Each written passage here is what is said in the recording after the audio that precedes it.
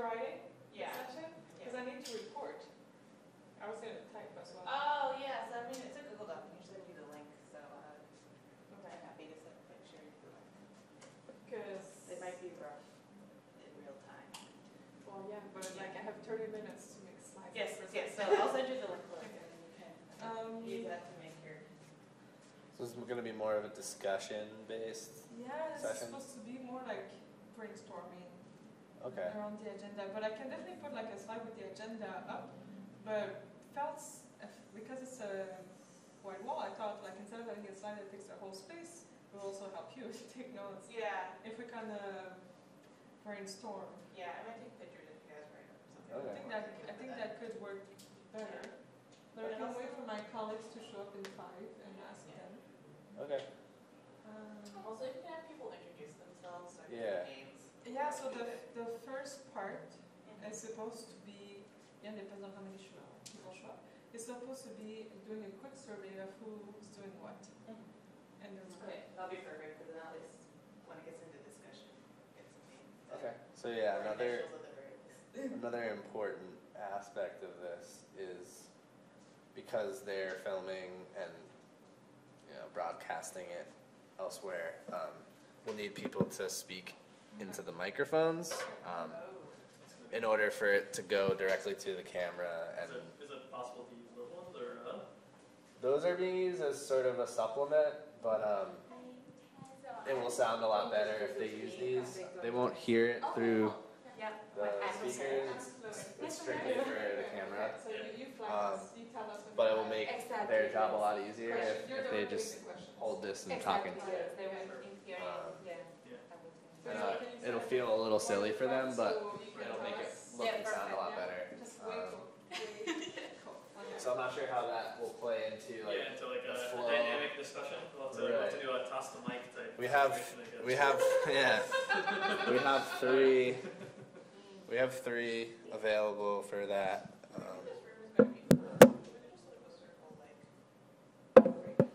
And I don't know what. We can do it based on. I don't know what that. We could probably have people like mention which session they're here. Yeah, that's true. I guess the idea is they can just free form. Yeah. Back and forth.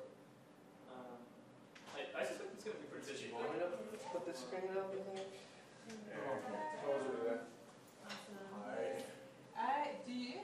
You're asking about slides. I don't have slides. So did you want to put slides or just want to talk? Because I was going to write on the board. After before, man, I couldn't. I thought it would be good to write on the board the agenda and like columns, because it's going to be easier for them to take notes, right? Because they're scribing. Oh, awesome. Because I feel like if we have slides up the whole time, it's not super interactive, whereas all of this is whiteboard. Oh no, yeah, do the board then. Right? Yeah, because we wanted to put our bullet points up. Right, that's why I was kind of waiting in case you had slides, otherwise I'll put the... No, I mean, I emailed you yesterday if I should make slides, so I probably decided you didn't want to do it, right? Well, unless you really are keen, I thought we should discuss instead of us talking. Yeah. I wonder how many will come to that remote place now. I think it's the coolest atlas. So. It is, right? Let's put this. Let's put it up. Okay. It doesn't take much time to... You know, I'm computation, so I don't judge. I mean, I just want to have lots of data. If needed, it's easy to put down. Yeah, and another thing is we've been noticing that if the projector isn't being used, after like 20 minutes it shuts itself off. Yes, In which case we'd have to like wait for it to reboot if you wanted to use it. I work here on the you Pro, do? so Okay. I'm aware of all the pain. Great. Yeah. This is a new thing for me, so. If you want, I can briefly throw a few things on from our discussion on the slides if you want to. Do you want the agenda? I have this for the agenda.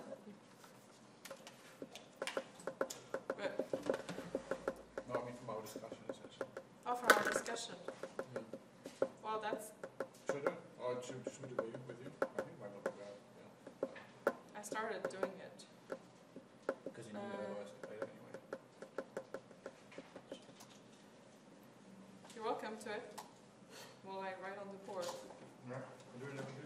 Yeah. The document is right here. Awesome. Okay. Need a new... This is good. Orange. A couple other. great color for colorblind people. There's black down here if you need Oh that. yeah, black is better. There's pretty pink too. If you Oh, look at this, so girly. I'm gonna give Nir the pink one. That's another black one if you want to. Okay. Okay. So, can we easily go back and forth? Yeah.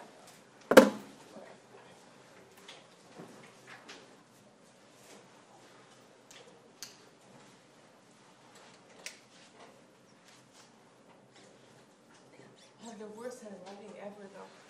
I'm the one writing. Okay. I'm surprised you volunteered to do this all on the board. You could have, Well, you could, I find project, that you could have a Google Doc and just project it, and you could, that way you could yeah, type. but it's not as interactive, but like, it's actually, then it gets very repetitive, you can really add to it. You could project Google Doc onto the whiteboard, and you could write around it.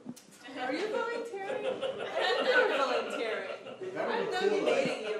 Careful with all these good ideas. Maybe we should get up there. According to us, it's an honor for Chloe to take control. That's how it goes. I don't attract that honor. So did you say you're moderating this? Yeah. Okay. Well, So are you going to be speaking primarily? No, there's 4 of us, Okay. just to make it very complicated. We'll have to share these. I don't care to not talk too much. I was thinking if I someone's don't going mind to being be the one. someone's going to be doing the bulk of speaking, they can just have one of these and keep Before we it. get too far with the writing, Uh-oh. can we use a darker color just so it'll show up a little bit better on the Yes. webcast? Should I start again? Blue or green, maybe, Yes. Or black. or black. Green, all of the above. You want me to start again? Yeah, if you want to, that would be, if you don't mind, Yeah. that would be great. It'll show up a little bit better on the webcast. Great erasers. I think there's usually a spray bottom closed to help with this. Oh, right there. I think that's right. Sorry about that, thank you. No, that's okay. Thank you. Yeah, that way for the webcast end, it shows up really well.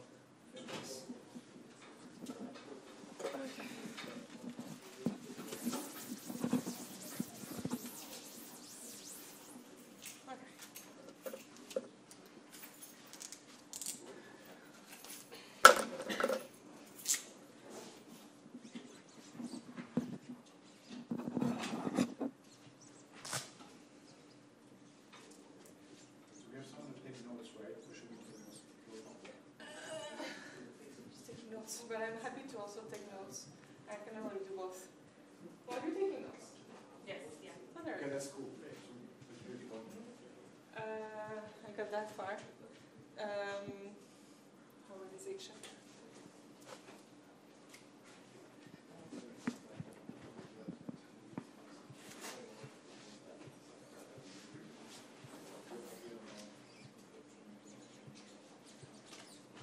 You know, I mean, you're way taller than me. Yeah, but my writing is. That's why I do use the slides. You know, that's my secret skills. And dressing up hell with me. I really liked it yesterday. I went. In which neighborhood did you go? Yeah, this Speaking Hill. Oh, yeah, that's one of the good candies. Yeah, I didn't drag any candy from me. You didn't collect candies? This is not a bit suspicious. I don't want to be trapped. I want candy.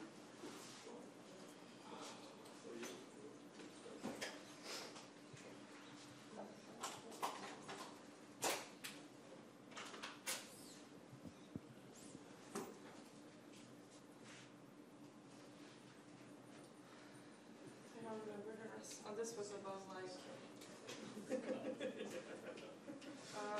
Turns out it's the same problem. Shows up the new problems with the old problems. We solved these already.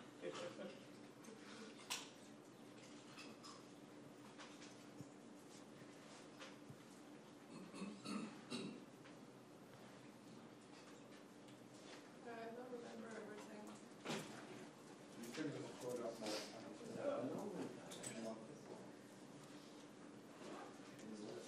So I just literally all the questions I put into the slide. If you want to use that. I'm just like to, because you just did it, so you will know. I in SOP we have like sampling, but then we have SOPs, right?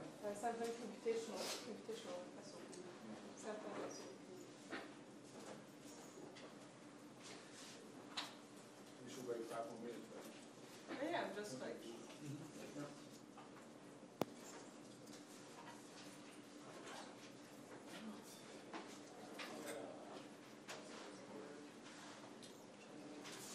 Sampling computational. I think this major project is getting this together is clear shit.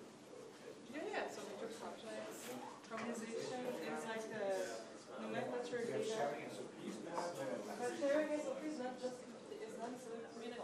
It does probably does a better job of standardizing, like it's more So this is what I mean by sampling. our relative recovery things are a little bit lower. I think if you're dealing with cell lines, it's probably fine, it's more they come up with this paper. For the new cells, they have like so little small transcripts to begin with, like. It's gonna be difficult for you to see something. I can see everything That's like, now. that's like one of the biggest barriers. Weird as well. A good way to preserve samples, like for downstream analysis, that would be better. I'll look around. But, you know, with that, even so for all the sorting based on viability, Yeah. figure out results, but the only thing I'm worried about is their differential sensitivity, which we know very well.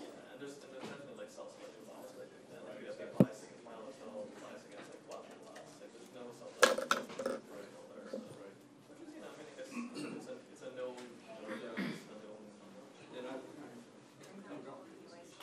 Put it up? Maybe it makes sense to put it up for a quick overview.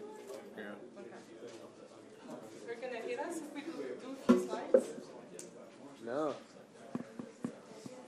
You should think about it. We'll have to reboot it though. Wait a second,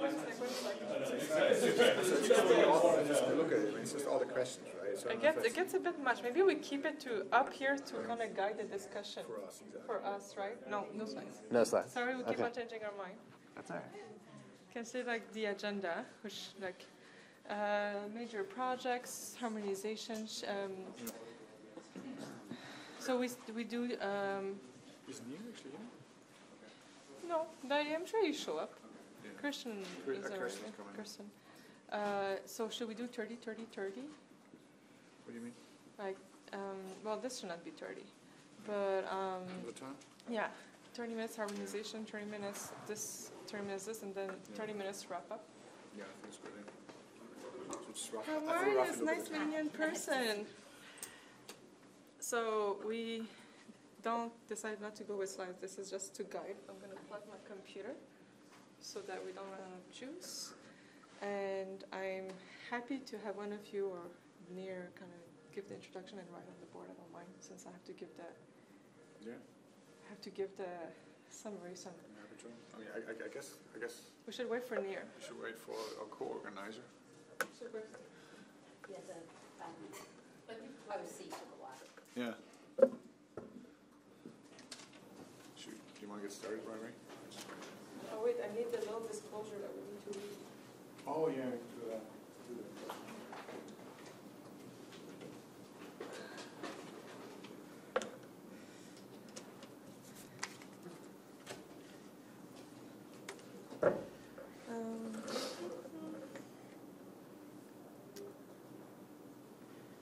There was a disclosure to read, right?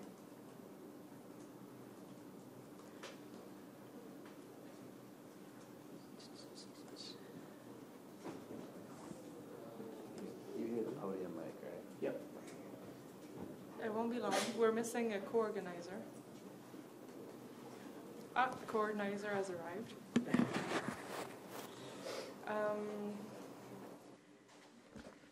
Yes, I just need to find a statement. Yes. So the way we decided to do it for now is no slide. Yeah. We have the slides here that are ready to go. Just to kind of go over like the main items. And then and then as we go through things like harmonization, this is just for us to guide the discussion. Write some ideas. And then we can write on the board. That's perfect. I just need to find a disclosure. Huh? That's planning. Right. Between the five grants, you know. Trying to. Okay. Why are you all sitting? I just took responsibility. Where is the disclosure? Do you guys have the Yeah, let me just pull out the disclosure. I need to read something. Right? They ask us to read something. Where is it? There's like something where we're supposed to read. Stage. Breakout session. Primary. Check. At the beginning of... Okay. Are we on? Okay. We're going to make... welcome to the best session of all. Right, the immune cell session. You make a very smart decision of joining us. Have to make disclosure and announce that the session is being broadcasted and recorded live on the ICA YouTube. And so be aware that if you speak up, everybody is going to remember you for eternity. That's how it's written. But and so by being in the room, you're consenting for such media recording and its publication, which will be released on YouTube video. And so I will, instead of showing you slides, we want to spend most of our time discussing. And so I'll let Nia go through the agenda. And then I think the plan is going to be to spend 30 minutes per main blocks, and then keep the last 30 minutes to kind of summarize. Great. Okay, so we had some discussions before today to try to kind of come up with ideas of what to talk about. And there's obviously an endless number of items you can talk about for an immune cell atlas or for any atlas. And initially we came up with an endless number of suggestions. But I think through our discussions we reduced it to a few points. And so we thought the first thing we can do, and maybe we should introduce ourselves who organized it first. I'm Nir Hakohen, and I'm actually here at the Broad Institute. My lab is right next door to here, and I work really on primarily immunogenomics and immune systems biology. I'm Kirsten Meyer. I'm at the Sanger Institute in Cambridge, UK, and I've been involved in some work on developmental immunity, together also with Mars, who's sitting in the back row there. Hi, I'm Fabian Theis. I'm not an immunologist by far, but I'm interested in the computational aspects. And I kind of like immunology because you guys are producing a large amount of data. Large data sets. And that makes it exciting for us. And I should add the second aspect of why I think it's really fascinating is because I think when we start studying genetic perturbations, I would think this is one of the systems where we most easily get access to it. And obviously there's people, I guess also in the audience, starting to do that. And I think from a computational perspective, this type of layer is hugely interesting. I'm looking forward to discussions. And I'm Alexandra Klevlani. I'm a faculty at Harvard Medical School here at the Broad, and I lead the single-cell genomics research program at the Massachusetts General Hospital, doing a lot of human translational immunology projects using single-cell approach. Good. Okay, so we as a group had a discussion and came up with the agenda today, which is basically trying to get at the points of what are the commonalities, what are the problems that we need to solve together, because there's an endless number of projects, an endless number of discussions on what the projects are. And we can certainly come to those as well. But what we thought we would start with is first discuss actually just maybe for, how long maybe, for 15 minutes, maybe the ongoing projects, just to get a sense for what people are involved in and what kind of projects are happening so that we know how people can connect to each other as well based on that. So maybe we can hear a little bit of from different people in the room who want to just say something about what their goals are and what they're trying to do. And that will help us think a little bit about what connections are between the groups. And then the second big area, which is most of the time, I think we should solve whatever common issues we believe we have together. And so the first common issue is really the Harmonization. Harmonization, there it is. Particularly the annotation, which we heard about this morning, the idea of having a place where you can actually commonly annotate, which we do not have right now. And so that's something that we need to figure out, and maybe through computational analyses can work on that. So you not only annotate, but then also transfer, right, on new data sets and how to do that. Right? And bring the data sets together in particular. And then the other part is on the experimental side, how do we share the protocols correctly and discuss having some consensus protocols that we all agree, and some of the QC metrics and so forth that one would need for those protocols, and have that as a community agreement. And then the third, yeah, there are lots of questions there. And then the third area is, the last area is thinking a little bit about the validation question, which is when you do identify a cluster or a set of cells or a trajectory or a state, what kind of criteria do we want to think about for computational validation, for experimental validation? How do we want to contribute kind of a shared view of that, so that we have a certain set of standards in the field? So those were some of the topics that we thought would be good. And I thought we would start with the question of the major projects and see what people are doing and what they're working on. So I can start. So for us here, we have a consortium of labs across Boston and New York right now that are forming together to work on an immune cell atlas, which is limited in terms of not trying to get an immune cell atlas of every organ and every tissue, but limited to a certain set of tissues. You want to write it? Yeah. And in particular, we're focusing on a human cell atlas right now and trying to get as high quality as possible normal tissues initially from a set of organs, for example, from the liver, the kidney, the colon, the lung, and from lymphoid organs, namely lymph nodes and spleen. So we'll have two parts to this. One is to primarily do it from healthy tissues, from as many healthy sources as we can find. And the second is to do some inflamed conditions, not for the purpose of for figuring out an entire disease, but rather to understand what kind of states immune cells can enter in inflamed versions of these tissues, whether it's cancers or autoimmune diseases, and other samples that we can get within the community here. And we're certainly happy to discuss working with groups across the world on some of these topics and coordinating and making sure we're not overlapping and so forth. But those are some of the initial tissues, along with blood, of course, which we are actively working on, and many people are as well. These will be essentially in the next couple of years, the tissues will be focusing on particularly. And although there are many atlases on these tissues already as part of Human Cell Atlas across the world, the focus on immunity is a little bit different in the sense that we'd want to go deeper into that space, into the CD45 positive cells, and get the more rare cells, get the trajectories. And on a standard atlas, there may not be enough immune cells, because the percentage of immune cells in a typical organ that's uninflamed is in several percent. So it's not very large. So even if you're getting 10,000 cells on one tissue, the number of immune cells you're going to get there is actually very small, and you're certainly not going to dig deep into that. So that's our goals, is to really go deep into that immune part, and it's really separate and complementary from all the other atlases that are going on the organ-specific atlases. Oh. Right. So.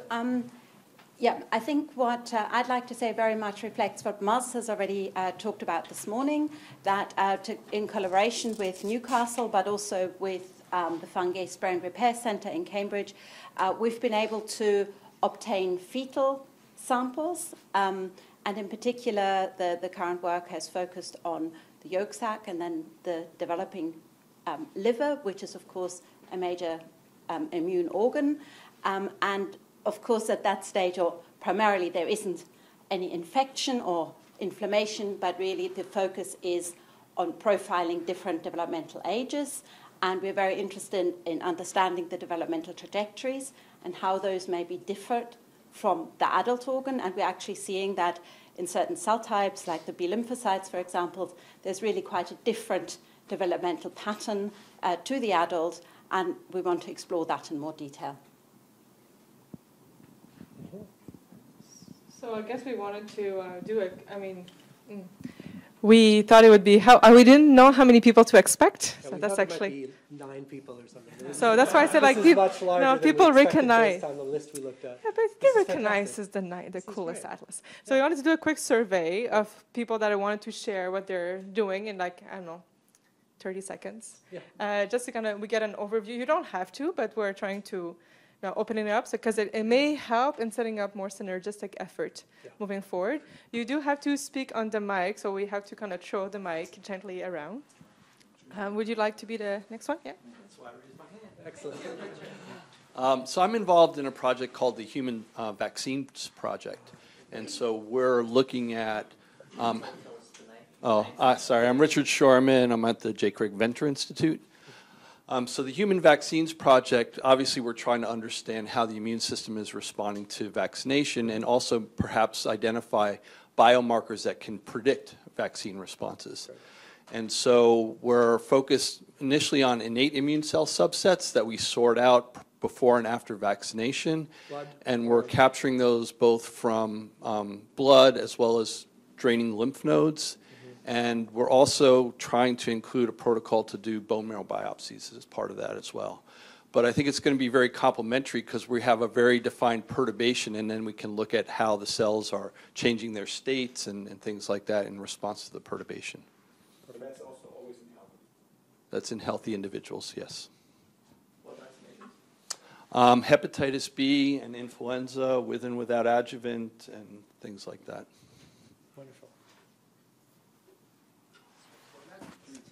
And I should say, just to connect already, we have such a project in mice, so we should connect on that. So I'm Jimmy Yi, and I'm at UCSF, but we have an ongoing collaboration actually with the Broad as well, where we are basically sequencing peripheral blood mononuclear cells from healthy donors as well as patients with lupus.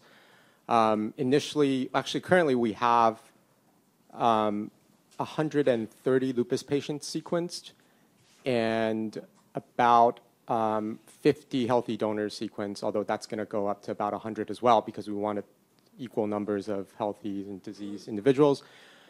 We're mostly interested in natural genetic variation in this first phase, so we restricted the ethnicities to just looking at Asians and Caucasians and females, mostly because lupus is predominantly a female disease. Going forward in the next couple of years, we would love to sort of scale that up and probably partner with the Broad as well as New York. The goal is to get to something like 1,000 people looking at 3 to 4 different ethnicities. And for a subset of them, we would like to look across both seasons as well as during different times of the day because we need very little blood to sequence. And just some technical parts of this, I guess the sequencing is done all in a multiplex way, so cells from different people are thrown together and then we genetically demultiplex. And we're targeting about 5,000 cells per donor. What's the reason you want to go up to 1,000? We want to look at ethnic differences. And we also want to look at the genetic effects that could be modulated by ethnicity. So have you done some statistics to show you that 1,000 would suffice now that you have a sort of in the human cell atlas, we call this a bird's eye view? Yeah, so the statistics has been done on bulk RNA sequencing of populations. So it's a little bit different because we're not, 5,000 cells, we're not capturing all the transcripts. So some of those details need to be worked out. I don't think we're going to have the same power as getting 1,000 bulk RNA-seqs at the level of a pseudo-bulk, but certainly for specific cell types, we'll have more. My name's Charlotte Naik from Melbourne, Australia, and myself and a few other Australians are also thinking of doing a PBMC project, but because other people have covered scale and depth, we're actually trying to cover ethnicity and try and cover Indigenous Australians, Pacific Islanders, and Papua New Guineans, unique to our part of the world, to contribute that aspect to the project. And it'll also be useful for benchmarking. We'll do intersite interomics controls. Are there plans to doing both genotype and single-cell transcriptomics of the blood? For us? In general, Yeah. yes. How important? I think, in particular in blood, this is the stuff that you pioneer, right? Is that you can actually multiplex much easier if you have the genotyping. So I should maybe add, we have a small study in Munich also on the immune system where we actually are interested in a perturbation with, in this case, glucocorticoids So you want to basically see how the normal population and actually also responds to that. And we actually have some prediction models where we can then extend this to much larger situations. So for example, if you guys are interested, I think we could actually impute then the particular response. And I would really like to see how that connects to genetics, because for us, the sample size is not as large yet. How many people were you saying? Currently, it's 20, but there's going to be potentially money for up to 200. For all with glucocorticoids? Yeah. Oh, that's good, because many people get glucocorticoids. Yes. In this case, for the correlation partner, because I just do the analysis, her motivation was because that she wants to reflect stress response in general, also in kids then. But, That's right. Everyone, Adi Rahman. I'm from Mount Sinai, New York. I'm the New York part of the thing the that. New York part of the first one. I just wanted to also note that there's one extra organ there, which is blood vessels that we forgot to mention. mention. Blood vessels, yes. Right.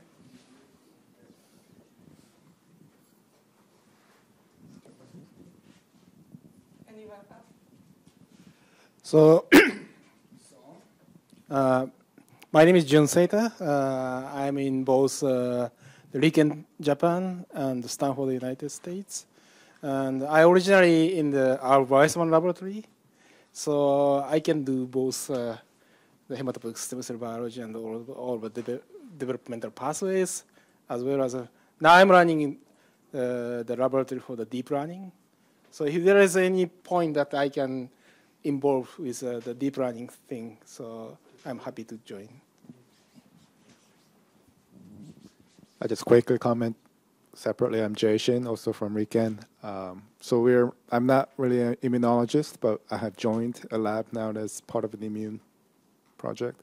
But we do a lot of technology development. We have a lot of experience in 5' end methods and phantom projects, and we looked at promoters and enhancer activities, and we're able to understand the dynamic interactions between them. So if anyone's interested in applying the 5' methods, we'd be happy to analyze. We're also trying to get together a lot of Asian countries together for Human Cell Atlas. I think it'd be a good way to collect samples, especially for blood and for ethnic diversity. I guess we'll just go around the room. So I'm actually Bertrand Young from BioLegend. I know several of you in the room, but as some of you may know, we're producing site-seek antibodies for everybody. So if you guys think that it'll help at all in your studies, just let me know. And if there are targets that we don't have that you guys want, let us know as well, and we can, accommodate as much as possible.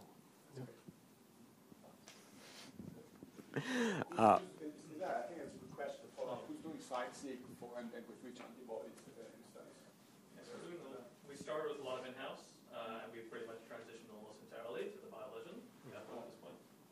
We're using a PD kit, just because there's 100 of them that's already available. We would love to use the 250 BioLegend kit that's rumored to exist. Well, we have 250 online right now, but we're in the process of making panels, pre-mixed panels, so that'll be. But I think that's a good question. Maybe this is something we should talk about. Shared reagents. Shared reagents, but also because ultimately the protein size is going to be limited, how do we define from the transcriptome data what could be the most informative markers, and it may not necessarily be the genes that are highest expressed in the transcript. No, absolutely, and your point is well taken, because if we had common markers that we agreed on, even in a year from now, then that would allow a lot of comparisons that cannot be done. How about MHC peptide complexes, which could also be used like site-seek? Yeah. So the other thing I should say that there's other people at UCSF who are developing a recombinant antibody panel. So that would allow us to standardize, the reagents. Is this with the Miltenyi reagents or the REAs? Or? It's just a single chain fab. Yeah. But are those antibodies that are from a commercial source, or are they antibodies that are being developed at UCSF? There are antibodies being developed at UCSF. We have not explored partnerships with other companies yet. So I think we should go through more projects.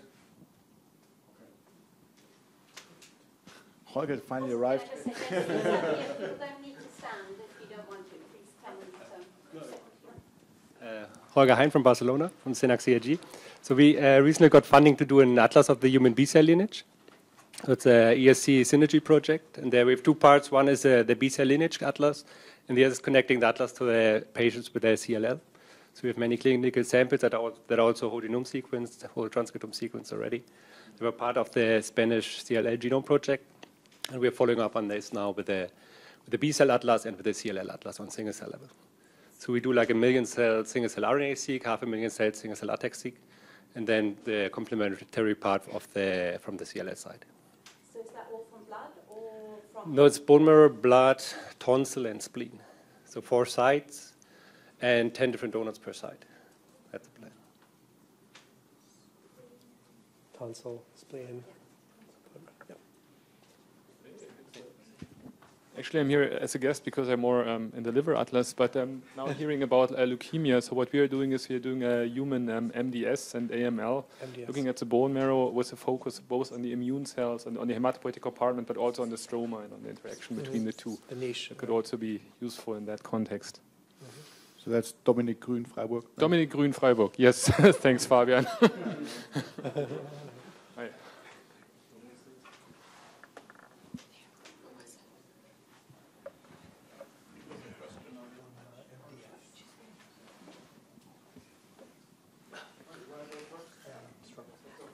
Oh, I'm Sonia McParlin from University of Toronto. I work with Gary Bader and the transplant program at UHN, and we're describing the immune microenvironment in liver using tissue from healthy donors. And so we're using CiteSeq. We're also using the VDJ solution, and we're using the BioLegend CiteSeq to look at the different T-cell clonotypes as well. Clonotypes as well, yeah. Great. Okay.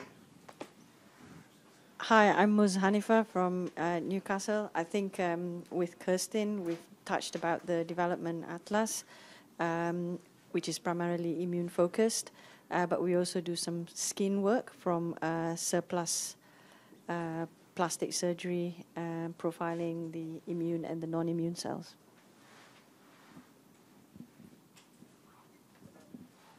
Can you say if that's just in healthy, this plastic surgery, is there also some... Hello, my name is Diego. I think this is not working. So I think this is for YouTube. So it's for the video, I guess. Okay, sorry. Sorry for spoiling.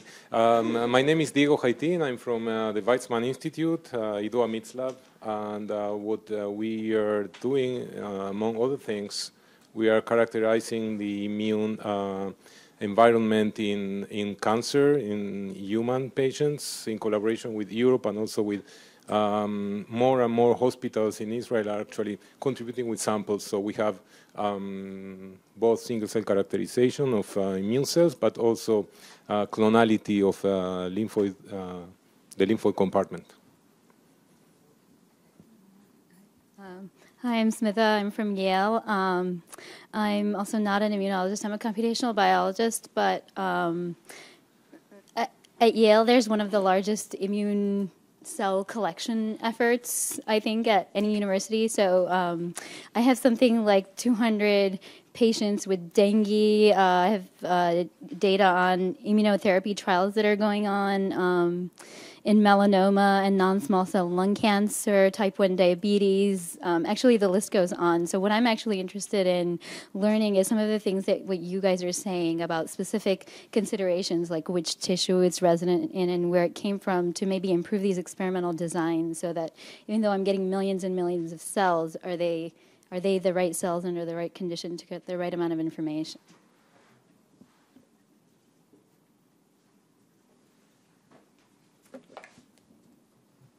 Yeah, my name is Joachim Schulze from the University of Bonn in Germany. We're having efforts basically looking at very rare immune cell types. So there needs to be some pre-enrichment, and these strategies have to be taken care of. That's one major issue. And the second issue is basically how can we link basically information from peripheral blood immune cells to tissues. And here's one example where we're looking at patients with chronic obstructive pulmonary disease, COPD, to find out the links between the information from blood and the information from lung, in this case, lavage. And this is just the first example. We're looking at some other diseases where this could also be linked, where we have two tissues where we want to study the interrelation of the immune cells in these tissues.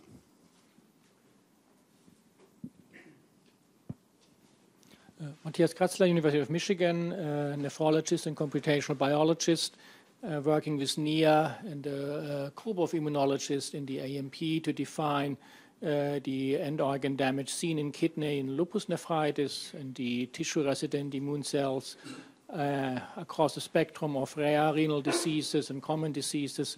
Also involved with the data coordinating center of the Kidney Precision Medicine Project from the NIDDK, which is really the matching disease-oriented project to the HCA and really being the renal spy in here, and conversely inviting immunologists to the renal session, which we will lead tomorrow morning, as I think these are clearly critical interactions for organ function and dysfunction. Right, anyone else still want to add their project? It's been 20 minutes. Perfect. Do you want to take on this one? Yeah, harmonization. I have questions for Go. You can, no, but you can. So, okay, well, this is an impressive starting point today, and I think that most people did not actually, because I know many of you didn't even say the scope of there are many more projects you have. That was just like an example. So I think if you multiply by 5, that might be right for this room. It might be tenfold. So it's I think as someone said this morning, the immune part has grown faster because it is accessible. You can get the tissues, and the cells do very well when you dissociate. You know, there's a lot of things we do well in.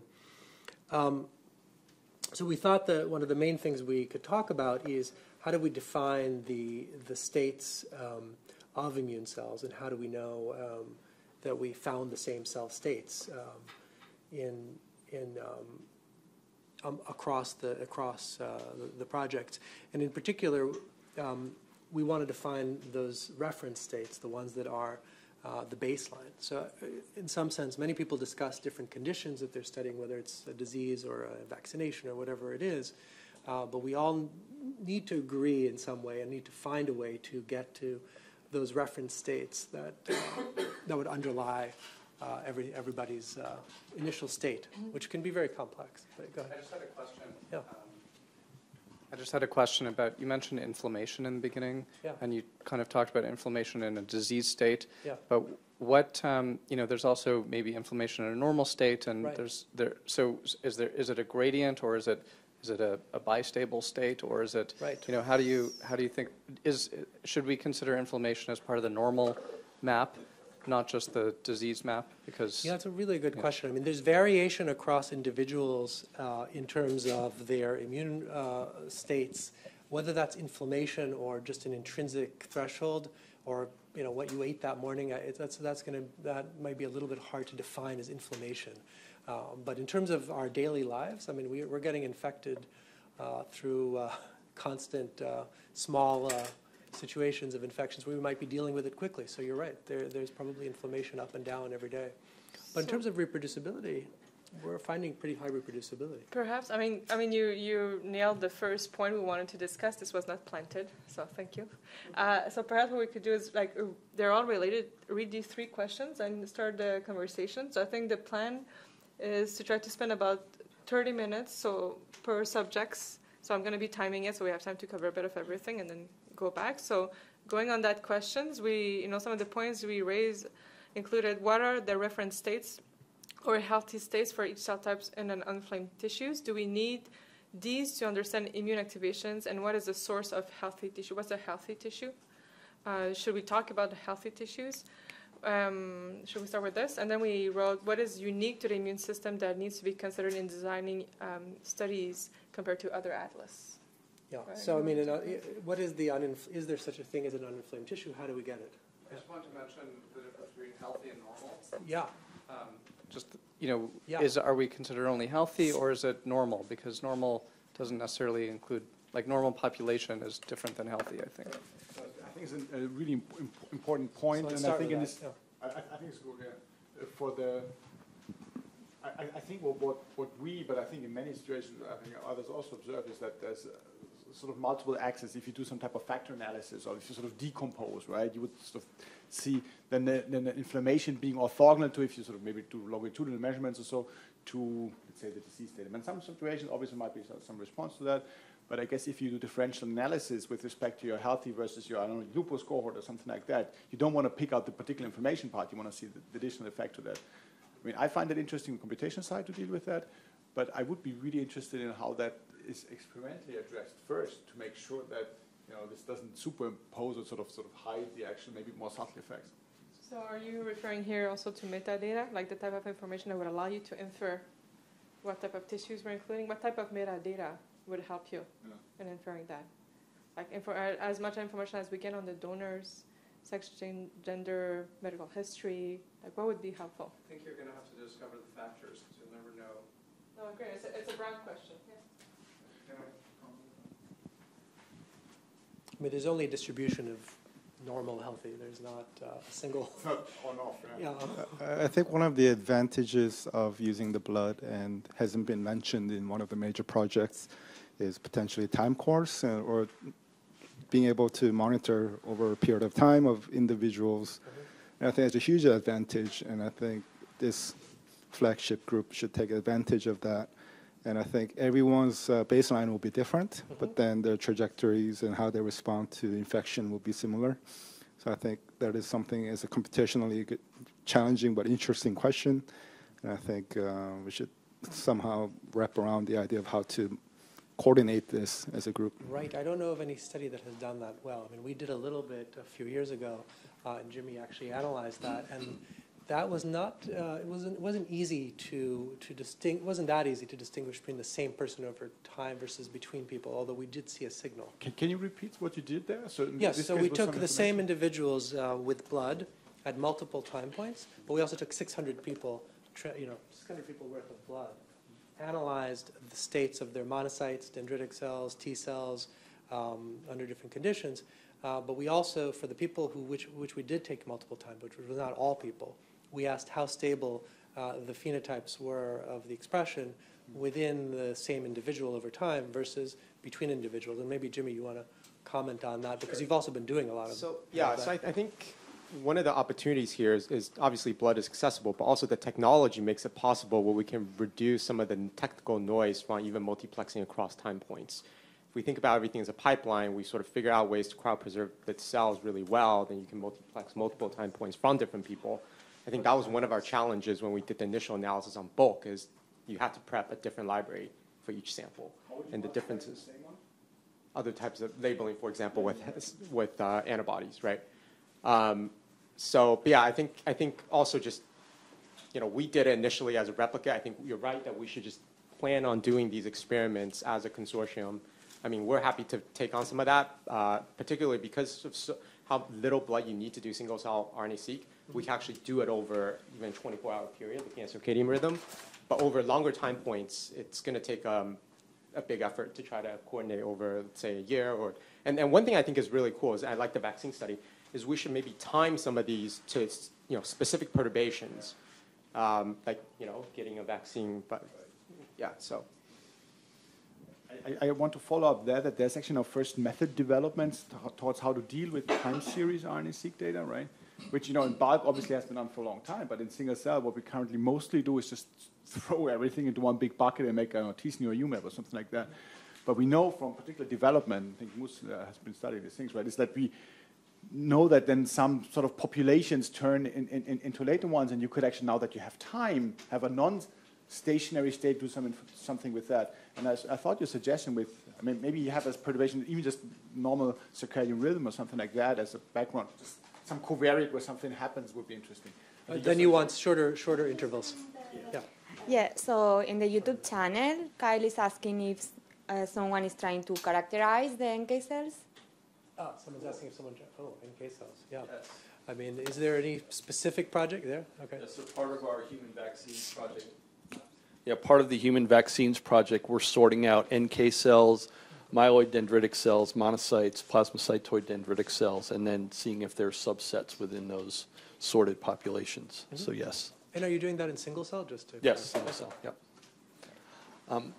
While I have the mic, so I think a lot of people are using the term cell state and cell type, and I don't think we're all using it the same way.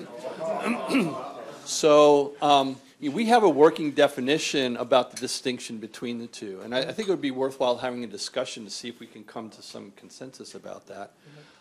The way that we think about it is that you have transitions between types and states over time. That's true for both.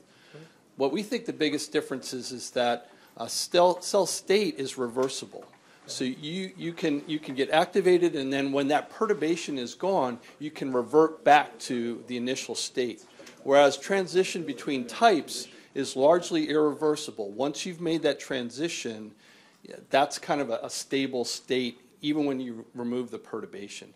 So that's been our working definition of the distinction between the two, and I guess I'd like to hear other people's thoughts about that. There's someone there. Yeah. Yeah, this is a contentious issue. No, but 2 years ago we started with that. This will feed nicely into our discussion of how do we agree on what are the fundamental states and types, or however we want to call them, and that may not matter how we call them actually. Right. So the question I would have there is directly: you have T cell development from naive towards certain steps to certain memories. You would now call them all basically cell types, because, yeah. But I think, we have to be careful to reinvent the wheel over and over again. I mean, there's a long literature of immunology. If we kick everything out that the immunologists have done, we should be careful if that's the right way to go. Why not keeping that as state? I mean, do we really want to have 1,500 T cells in the end, T cell types, rather than saying this is the T cell lineage, and it can be in very many states? Because the functionality, for example, of these T cells is still very similar. The difference between naive and memory is mainly that it's faster and is stronger.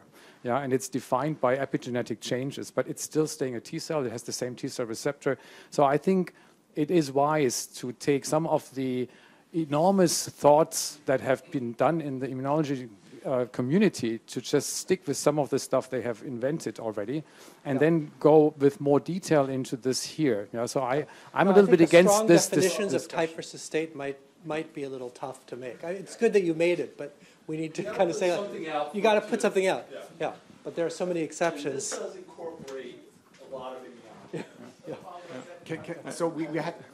But I mean, a T cell is a lymphocyte too. So where do you draw the boundary? So we had discussion. I think Stan in the broad audience had that today as well. Will we ever expect discrete ones? And I remember, I think it was 1 or 2 years ago when Eric, we were talking there, the trajectory group, right? There we were always used to things being sort of maybe a bit more dynamic. But there we also said the definition is essentially probability densities on that submanifold where cells lie. They start to tend to overlap, and I think whenever you write up the paper, you should call it the way people have been calling it before, so that they can relate to it, right?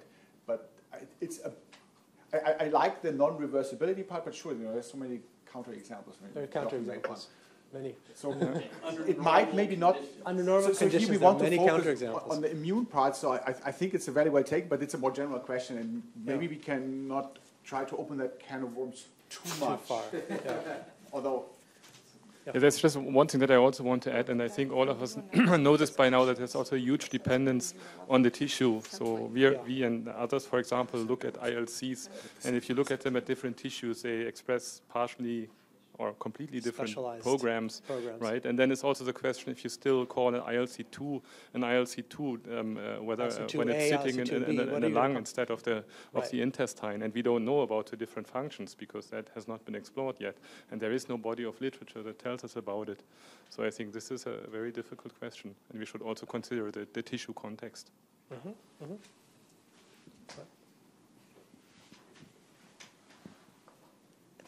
I think this is a very important discussion, and I agree the kind of resolving it is not going to happen this afternoon, especially whether we call it cell types, cell states, or whatever it is. At the end of the day, we have a transcriptome at the moment, primarily defined cell identity, which we then have to kind of juxtapose or correlate to kind of historical names, some of which have value-laden kind of attributes.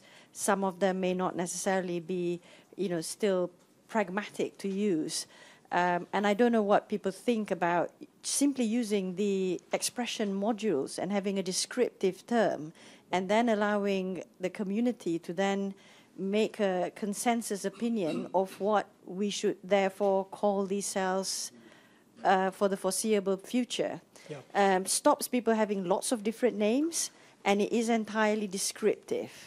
And it's also reproducible also. Exactly, and it is, what it is, the cell. Yeah, and the problem comes when people start to try to create the hierarchies and the connections. In our discussion, we followed this up, so we kind of anticipated. We call it actually in the points always states and types. But then we were asking also about how to represent those and potentially also deal with those, with transitions between those and trajectories. And I was wondering and I think that's sort of the first question in those things, how many of those differential comparisons, let's say in lupus versus healthy or across persons, you do on a specific cluster level or along a trajectory level, and how important those type of questions would be. I could comment on that a little bit. So this is sort of preview of some of the data, I guess. It's a transition. It's continuous, maybe expected because lupus is, it's a autoimmune disease, but it's not so severe, and these patients are treated. Can we follow up on that? Sorry, super shortly. Do you see in that situation different, really new cell types popping up, or see you just balances in population? Because I think test for those things and then deal with those later in quantification is very different, right? We see both. Yeah. So just to follow up on Jimmy and whoever else wants to jump in, and so in the discussion of type and states, a lot of it, as Muz mentioned, is done out of transcriptomics. So when you think about modalities that together can help you define the whole trajectory here, do you think that if you added other modalities such as protein levels and open chromatin, that would change slightly your analysis? Or people, I imagine a lot of us are thinking about it because now these tools are more scalable, but how are you thinking about integrating this in your experiments and your analysis for interpretation? Yeah. Yes.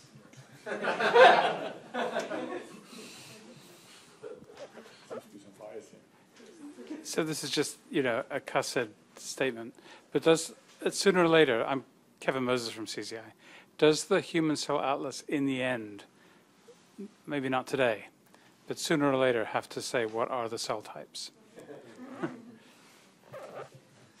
Yeah, that's actually the discussion we wanted to have, which is assuming that that's true, there's going to be some truth. I mean, yes, variation between people will exist, but there's got to be some kernel of cell typeness or stateness that is going to be somewhat constant in, but and disease, by the way, can do all kinds of strange things, so there will be differences, but there's got to be a way to define it, and I think that's the mathematical question also, and biological question that we simultaneously have to solve.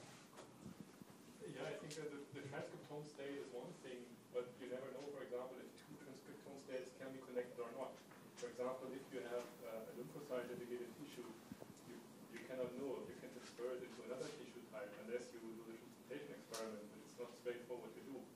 So I'm not sure how useful this definition is to call something a cell type. So the question was raised just before by Chloe was adding additional modalities. So there have been early experiments seeing, for example, branching using ATAC, and I think it would be good to follow up on those questions. Okay.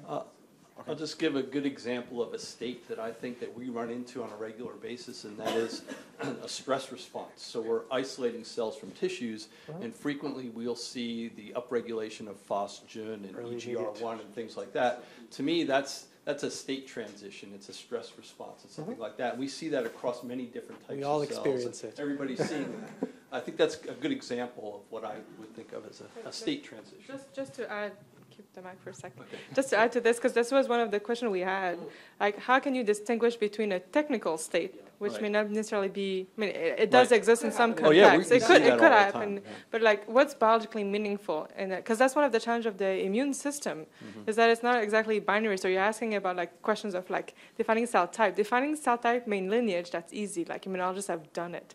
But we're after like rare cell type, like Corinne mentioned, like the rare ones. Like how do you go about making an atlas that does more than just rediscovering the knowns first, and then it's all going to be about cells, whatever trajectory, spectrum, states. We should take a question from right. So, and then I maybe you can follow on that.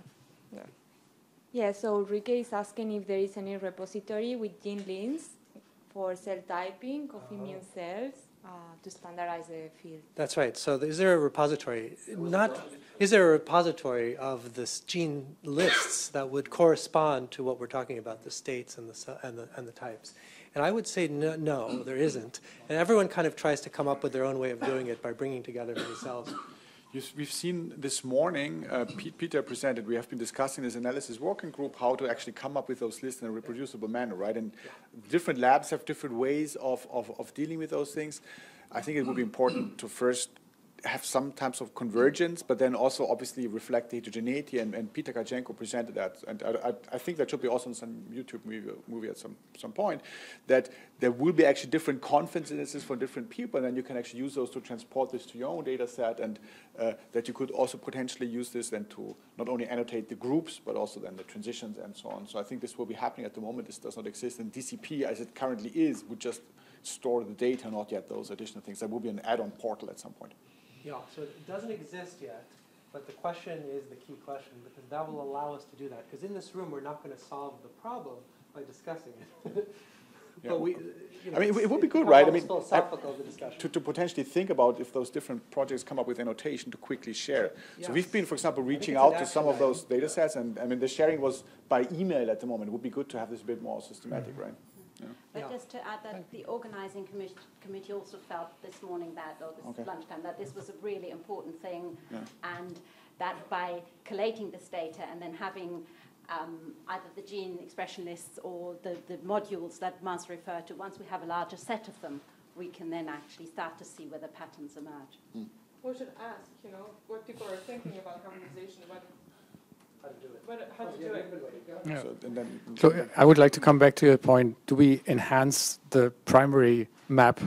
And I think the answer has to be completely yes. It's very simple. Take the first Google map of a geographic city or something like that. It was very simple. Yeah, there was not much information on there. And you learned that there's a city. That's it. Yeah. Then the next version was, we put on traffic jams. And then that's a completely new information level. Now we have 3D on that map. Yeah. So now we have pictures. And I think we should see our atlas and our maps exactly like that. There will be first-line maps, then there will be new consensus maps that we learned how to do this actually. How do we get different maps that were built at the same time together in the next level of maps? Yes, right. Yeah, and then we will learn that we have to actually do more, like the geographers do that since 400 years. Their maps from the 1600 look a little bit different than the maps we have today. Yeah. Well, but I don't think so. And we're much faster, so it will, but we should learn from this and be sure that the ultimate goal will be, there will be cell types, but when we reach that, that might be a different answer. Chris? Just, I mean, I would try to deflate the issue and just to be more take a step back and be more systematic about it. Which, if you base, let's call them cell states for the moment. If you base cell states just on RNA on single cell RNA-seq snapshots, then there are two basic things to record. One of them, what's the distribution of the population? You get T-SNE plots. There's always a distribution. So what's the width of the distribution? It's not a single one, right? So that's the width. Number one, what's the width of the distribution? Probable distribution over mRNA states. Number two, what are the transitions, as far as it's known, from one state to another state? And that's an important attribute of the states, is what can they go into? We just talked about that, right? Now, if you have other data, other modalities, then of course it becomes a different question. If you have open chromatin or epigenetic states, then the question is, how long do those persist? And then you're talking about something else. But just based on mRNA, I think those are the two main things to record. What you then call them depends very much on the question, I think. So your example, stress response, Joan Foster, then you would tempt it to be called one, being resistant or responsive or not, whatever you call them. So I think that what you call them often depends on the question you're asking, and we shouldn't confuse the two. Use the distributions as a base level quantitative description, and then what we call it depends on the question and the context. I have a short follow-up on this discussion on how to enrich the data with additional layers. So one, I think, very obvious one that particularly immune system obviously is happening a lot is based using protein side-seq derivatives, right? And even in the first paper already, Rahul showed that by combining certain expression markers with very high confidence, you can actually infer a lot of those things. So what I would be interested in is if those type of predictions get more robust, would an immunologist still like to see the true protein expression, or would be sort of these inferred things also be acceptable? Where do you see these things going? I guess just I can note that from our site's experience, that there are protein expressions that are not apparent at all from RNA-seq data. They cannot be inferred. I mean, the NK cell example is a good one that was asked before, because many of those cure receptor profiles just do not manifest by current transcriptomic methods. So at least for me, as someone with a background more in cytometry rather than genomics, it's there's a lot of additional information there that's not captured simply by the greater breadth that we're now seeing. So, but actually, if I could also add, I think protein expression is one aspect, but I think going further than that, tying a lot of these states to actual functional readouts, like by experimentation. I mean, we can profile all we want, but we need to link it to something more meaningful ultimately. And protein degradation. Right. I might just comment on naming. We ran into this with the dendritic cell field, is if you go in with a name with your kind of favorite function or a paper at the time, there might be an additional function that kind of supersedes in importance the other one. So giving a nondescript name saves you from drama down the road. That's just one little comment I'll make.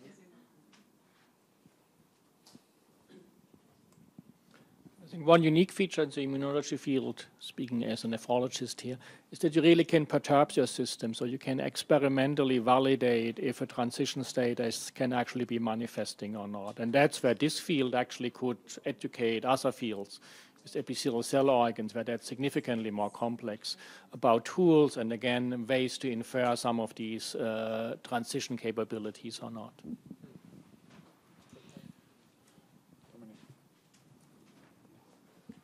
Yeah, just on the pragmatic side, because we've also been running into this with our liver work. So we see new classes of these liver-resident immune cells, and then we also don't know how to call them, and we simply call them by the most distinct markers. So I think we should go with a nomenclature that we have, with the historical nomenclature, which I guess we all agree on. So if you see maps from the bone marrow, you see CDC1, CDC2, PDC, and so on. And I think we can all live with that. And as long as we don't have functional validation of subtypes, we should just call them by markers or by gene modules that discriminate these subtypes. I mean, that's a very good comment. I think we're all running into this problem of looking at I think one of just to play the devil's advocate here, like if you just rely on legacy knowledge, which is extremely important, then we may limit ourselves in terms of new discoveries. So there is something to be said about that. And so it's a big question, like we wanted to limit time, but I do want to encourage everybody to give feedback on that specific issue for the next 10 minutes. I think Muz actually opened that topic and Yoin actually added to it. Like, you mentioned, I define a new clusters, how do I name it, right? So that between us, when we start comparing data, we know that it's the same thing, right? I agree with you, let's limit drama with going after function. So transcriptomics alone may not be sufficient, but it's a way to start. So instead of just reporting a marker, would you suggest like a whole gene module? Because a marker alone may not be sufficient. Yeah, let me add to that point that I just made. So in our example, in the liver, we have now pro-inflammatory and anti-inflammatory Kupffer cells. Mm-hmm. So this is actually a gene module. So it's MHC2, for example, or so this is more a gene signature. So if you can classify the gene signatures better, I think we have a better way of annotating the subtypes that we observe. Right, so should we go about signature based instead of trying to say like it's a macrophage? Maybe it's not a macrophage, just to make it complicated. Yeah. So I've been working on building ontologies for 15 years, and it's often very controversial to come up with a cell name or a type name that everybody can agree upon. Different communities tend to use different vocabularies to refer to the same thing. But what we should be able to do is come up with the necessary and sufficient conditions to define the type or state. You can call it whatever you want. To me, that's a minor issue, but I think having a real clear, crisp definition that's reproducible is really what we need to try to capture.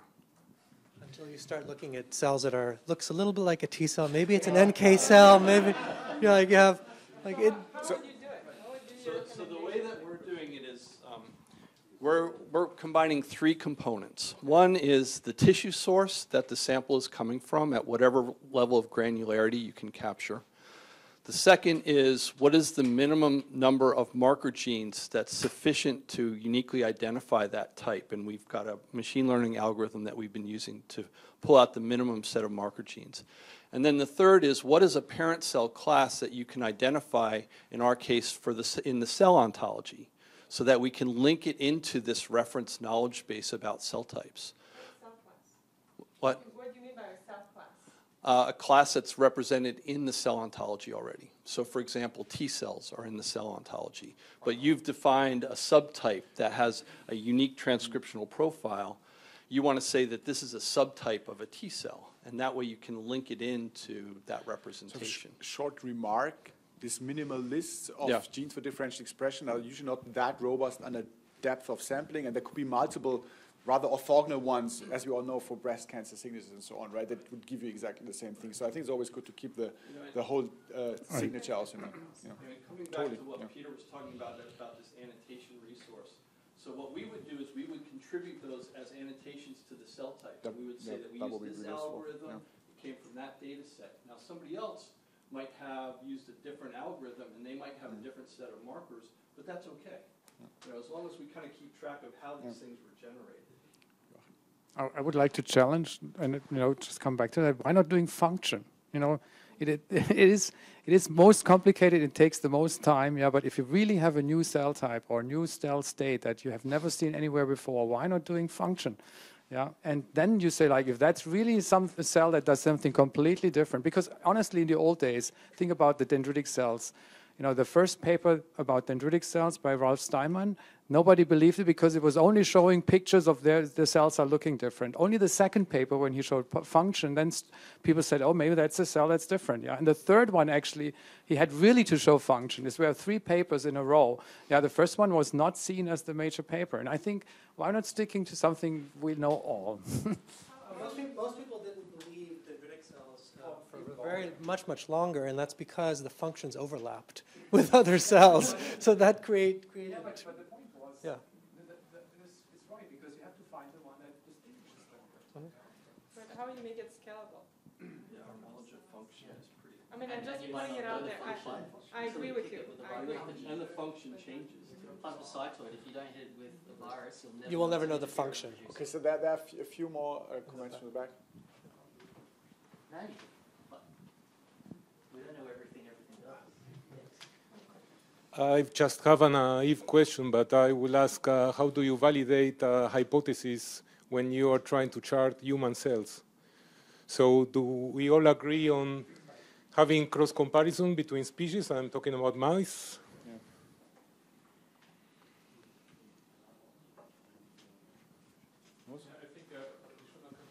Things, because we want to build an atlas, and by the time we are building this resource, we cannot tell about the function because we don't have the resources and the time to validate all the possible functions. I think it's more about finding an annotation that people can use to then further go into that and then also do the validation. But I think these are 2 different things. So what? You said that already. This is the gene modules, but you can test the gene modules without function. I'm not saying that you do that in the next 2 years, but over time it has to be done. Over time, of course, when you can really call something a cell type, but I think rather the question should be how we classify that in the atlas so that people can look for entities, whatever you want to call them. So over time, or when journals start requiring it? I think this is a very good debate in terms of function and what do we do at the early stages for annotation. And I agree they're 2 separate things. We need to decide how to label what we found based on the transcriptome or whatever modalities that we've measured. And I think it is important to try and understand the function. But it's actually quite difficult to scale. You'll need to be able to pull out and physically isolate the cells to study the function.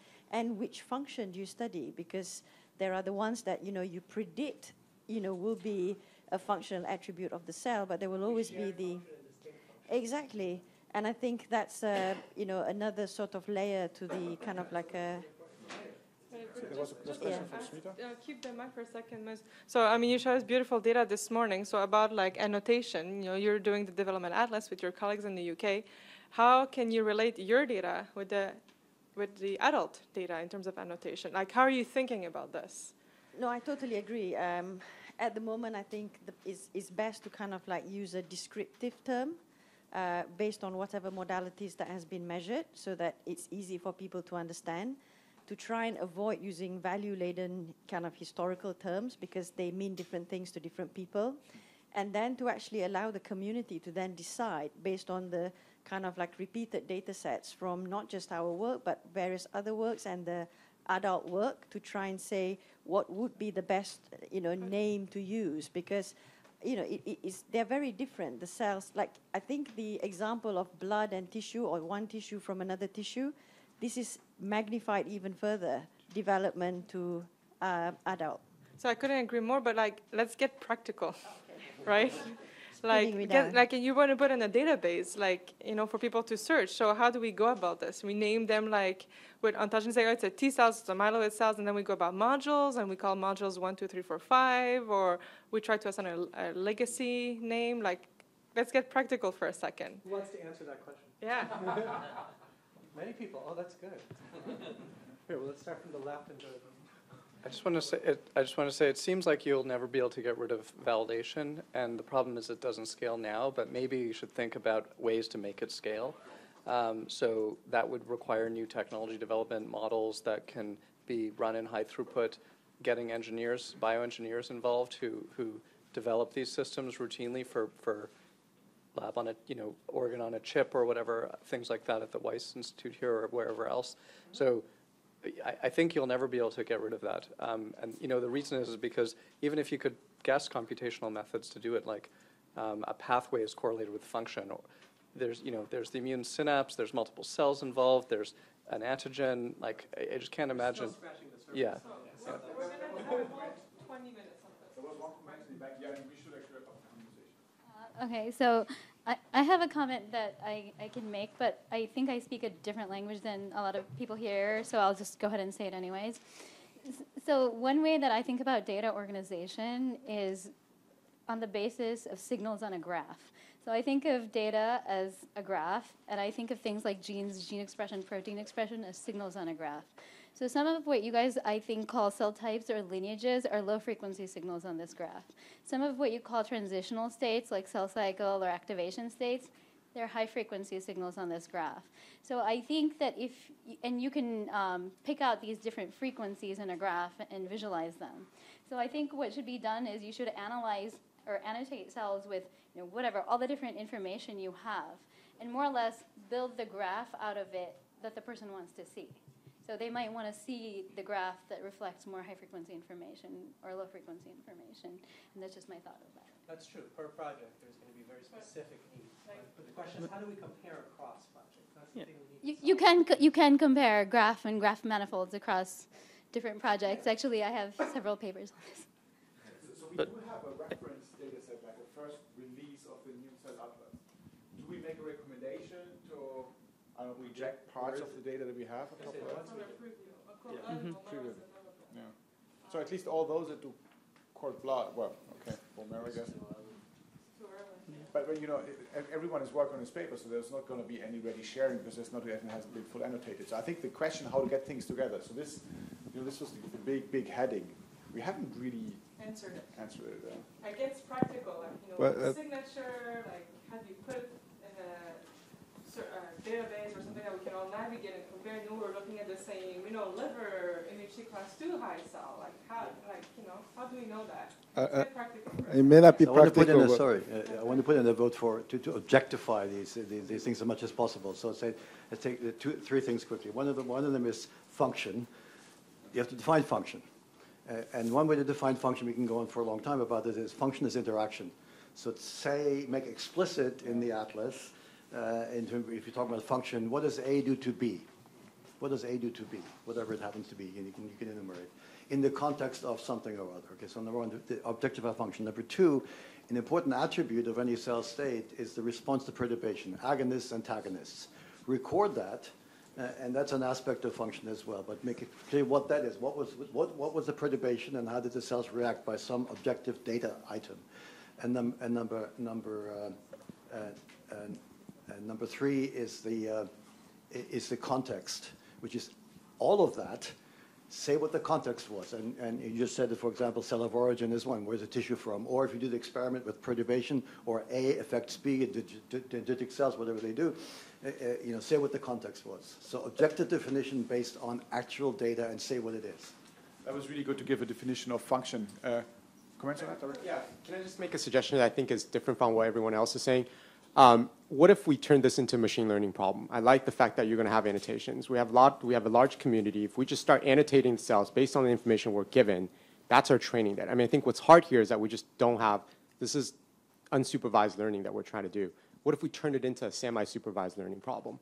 At least for part of the data, we all contribute, label the cells best we can, then go back and see if we can learn computationally what are the common themes, right? I think one.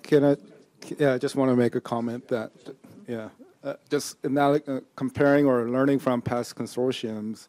I mean, I feel like we're trying to do human genome sequencing and ENCODE all at the same time.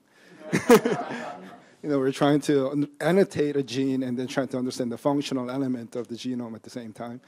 What is the purpose of the Human Cell Atlas, and does it come in phases? Because human genome also came in phases, and also at the ENCODE. So yes, I think we should look ahead and think about function, but I think as a consortium, we should really try to define what is the first phase, what's the first release of the Human Cell Atlas, and then kind of come up with it as a first milestone as a group and try to move on from that. But with the long-term vision, but I think we should be practical. On the organizational side, I think we agree that the function thing is more out there, although with more precise definitions, such as cell-cell interactions. There's first experiments happening where you can do paired cell sequencing, right? There's prediction tools. I think Sarah's, what's it called, cell phone to be a fantastic name, just came out a week ago, right? And obviously those are all not perfect, but you could start approaching this. But initially, a list of parts where everyone agrees, which seems to be not yet. So just to add to this, and people can add, I agree, like we should, then going back to Kevin's point, I know I don't have one. I'll count. Oh, look at this. This is awesome. Thank you. I'll give it back to you in a sec. So if we're going to go and have the same criteria, as like what type of metadata we should systematically all record and release with our data sets to allow this. And then I agree with you, if we have milestones, like can people also comment on like, how are you thinking about like what's a good tissue sampling for you? If let's say you're doing, I don't know, lung, how many cells is a good atlas for you, right? Like if you're gonna go milestone, which is actually a good practical questions of like what's a good draft for you? 20,000? Who can? We're driving an auction here. Yeah. I mean, I was going to go actually along exactly the same lines as the previous comment. Is this idea of, we don't have to do everything at once. So it's true. If validation may not be scalable in a single experiment, right? We talk about scale for single-cell transcriptomics now, but there's a lot of scientists in the world, right? There's a lot of data being generated. So I think an important part of this also is how do you engage with the community so that relatively isolated validation experiments can be effectively incorporated into this huge profiling effort, right? So maybe we're mapping all the immune cells in the lung, but one person may be doing a perturbation of alveolar macrophages, just one specific thing. And I think a key part for the HCS initiative is to facilitate bringing that information in sort of somehow into this. So I have two comments on that. The first one is, I think these type of lists here that we just put on blackboards now, that we can all do by electronically registering at some point, maybe if the paper is published, or potentially, hopefully, if you put it on bioRxiv even earlier on, these things could start to happen. The second part is an answer, a sort of a comment maybe to what Jimmy was suggesting, turn this into a machine learning problem. Let's not even do it on the function, because they could ask as well, but just first for the annotation. We've been seeing in studies that this is actually not that tough a machine learning problem once annotation is well done. And so in fact, we've been profiling very complex nonlinear things towards something rather simple. And actually the simple ones very often are enough across multiple studies. So this is not that hard a problem. It's just that in many situations, we're just still lacking those refined data for those subpopulations, right? So I would see, though, if the subpopulations, particularly with perturbations, become complex enough, we could think now we will have, I guess, the biggest data set in an immune set. This will be by far the largest early on, to maybe even turn this into one of those big machine learning competitions. You've heard about those. I don't know if you need to raise visibility even more, but you would get at least, but you would get a different community in, right? So there might be really something to be learned. There might be natural language processing guys that because you call the names differently than someone else and nobody did want to use your ontology, maybe someone wants to then work on that, right? And So I think I one think as- that's a nice vision, but it has to be, I guess, done once we have a bit more of those aggregated things. And I think one unique feature is, is a human population we are studying. So we will have natural perturbation as one of our perturbations in place, as long as these data are reported. So one aspect which could be very valuable for the community is if a recommendation comes out, these are metadata which will make your data usable in these machine learning studies. And again, looping back to the ontology community, that we utilize the standards in the field, I think would become very valuable very quickly, and might be one impact this group could have with relatively modest effort. An excellent point. GWAS have solved that by meta studies, right? Absolutely. More or less. And I think this is an approach. This could be like a huge meta study with different aspects. To make a comment on nomenclature and function, we're still learning the function of immune cells constantly, and have been for the next 30, will be for the next 100 years. I would see, using the Google Maps analogy, you could describe a cell type or cell state as you would on a map. And then you could think about function as the reviews of the cafe at that particular site, right? And then add in various things. And the opening hours will change, and it might go from this house to that house depending on inflammatory state. So having a mechanism by which a paper can be linked to a given cell state. And I see the day when any validation of immune cell type will say, point it to me on the human cell atlas, which present 20 different patients in a healthy control or your vaccinated control. Show me that it's real, and only then will we accept that as a functional, generalizable feature. Or you've got to work really hard. That is because people have made their careers in immunology on obscure cell types that turn out not to exist. So I think this is going to... Not much of a career. Well, sometimes they go for decades, and then only then is that broken. And sometimes people are talking about the same thing. So I see this as a way to create landmarks to keep immunologists honest. So do you recommend having that as something that when you write a paper, there would be a place where you would go and actually put your data in, and it would find the position on the map? So it would be nice if someone wrote that, and that can be done, that would keep aggregating. I mean, the Human Cell Atlas community and the Human Cell Atlas should be the ones that, as a group, decide how to do that. And when you click on that cell type, just that exactly. Yeah. We did that for cancer genomic profiles. You take cancer to cell lines and so on. You have a sea of, and then you have a new one, and you by some similarity measure, you place it in the map. Right. And of course, you have to have the reference established, but that's a good way to do it. Yeah. So for this, the frameworks are there to write those tools, right? Yeah. You all saw the DCP, which won't yet have annotation, but let's say we had it at some point, and hopefully it's coming sooner than we see it. But then we have the portals as sort of this stuff out there that everyone can contribute, so particularly computational people, right, can be writing those, and then could put front end potentially integrating many of those data sets. Depending on how the processing goes, that might need additional resources, but I think it's sort of by structure in place, and I think one should learn from those projects. So just to kind of link to all of this, and then I do pass the mic, just because it's linking to the SOP and the way we generate data if you want to start merging everything. And I think there was some very practical and excellent comment about, like, we need to start with some first drafts. So I would love to hear, I think the community would love to hear about your thoughts about what's a first draft for you. Like, how are you going about a tissue, about are you saying you've profiled lung as a first draft if you've done it? I'm picking lung, but I can pick any organs. If you've done like a couple of lobes and 5 people, somebody said 20,000 cells. Like, what's the first draft for you? How are you thinking about it? What are the modalities you're thinking of using beyond single-cell RNA sequencing? Is there any forms of validation for your clusters? Like, what's the first immune cell atlas draft for an organ? But you want to say something? For an organ or for a question? Or for a question. Or for a question. What level of depth do you need to get to believe it? Or for the B cells study that we heard before. And just to add to this, is it like one organ everything or lineage everywhere? Which they're both good, but like somebody, there's a B cell study from Spain, right? Like, love to hear about the thoughts. I guess, yeah, my one thought was with one challenge potentially with this idea of broader community engagement with, every paper being mapped. Is, we just discussed the importance of harmonization. You've just thrown that out of the window now, right? Because now you have people doing independent experiments however they feel like it, and now you're trying to link that data in. But at the same time, I think that puts a greater burden on having a really nice, robust reference data set where we can say we've taken out all that variability, and if your cell type is completely aberrant and isn't represented here, you probably did something wrong, right? You probably didn't discover something new. It increases the burden, I guess, on maybe demonstrating some of this. But I think that's one of the idea of bringing in as much data as possible, but how do you balance like restricting data only to that's been generated under strict conditions, so we're all agreed upon how it's generated, versus trying to have more data and then capture potentially a greater range of states, which may include more technical states? So I can comment again from the data side. I think we agree upon that we don't want to be restrictive. So we don't want to say, okay, this is not sort of according to those rules, but you have to disclose whatever you did, right? So if you find something strange and you did something strange, then you would see if it doesn't map. But you might have something relevant.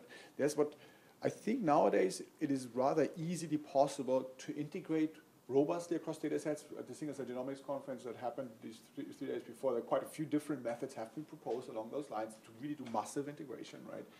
And they are also starting to get flexible enough that you don't force everything to be like on that ball that has been generated as reference data set, but if something sticks out, as you suggest, with diseases, right, they will be all over, then you would actually be able to still find that.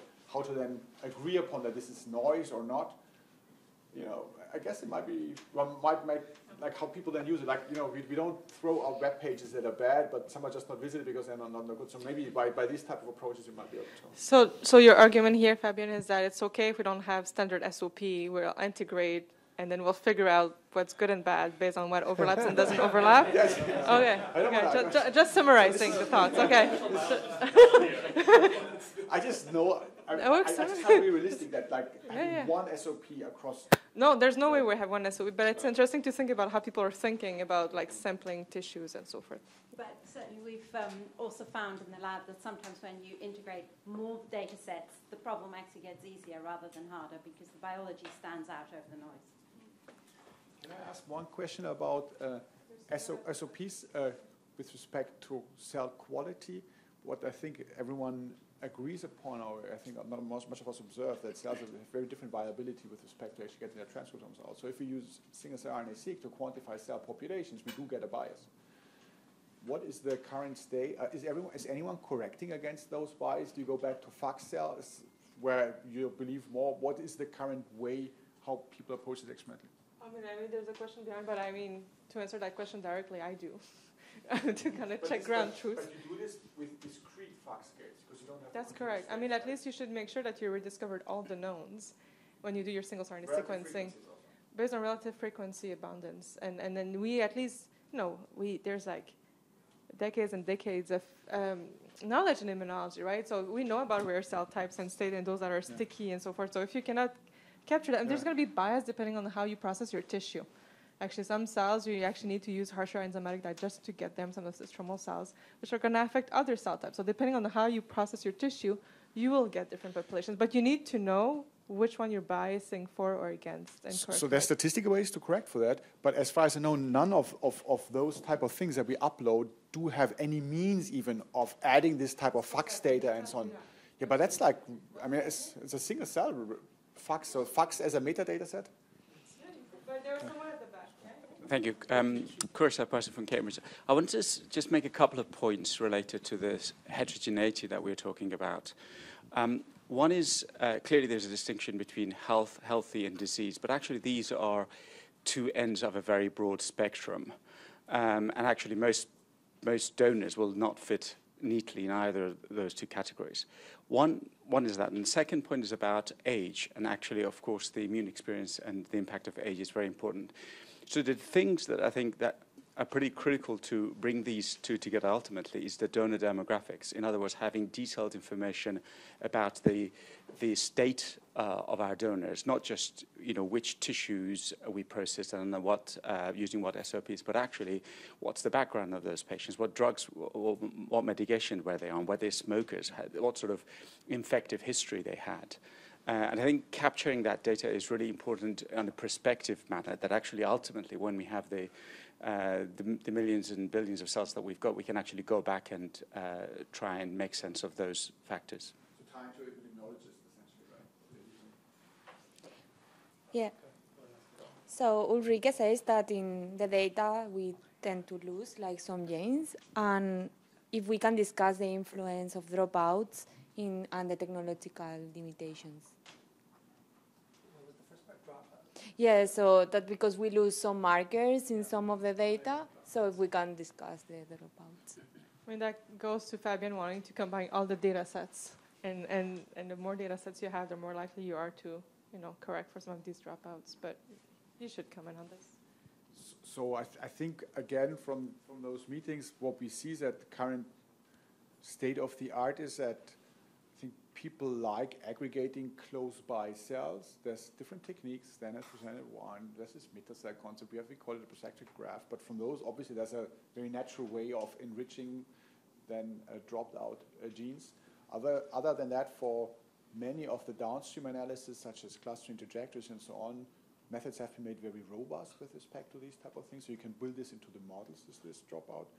In the end, if it's then about particularly expressed ones, I think integration to, because I guess we mostly speak about droplet type of experiments, right, would be then to really go towards, I don't know, SmartSeq. What's the SmartSeq 3 coming out from Rick soon, so it might be even better. That's something, 4 even. Okay, 4. Sorry for that. Yeah. So this inference type of ideas would be one question. The other one, I don't know. There was a suggestion about tying into immunology. I mean, we're kind of dropping all the bulk experiments that we have, particularly from purified populations. That might be one idea to potentially also reach for those lowly expressed ones. I don't know if someone's going along these routes. I knew it was the trajectory, but yeah. Right. We also actually... Which you do also, by the way, you do the discrete FACS case, right? Yeah, and we actually do sometimes bulk from rare cells to kind of help with our reference for mapping. And that doesn't add that much cost, actually, if you're enriching by sorting, to do a little bit of a bulk. Just.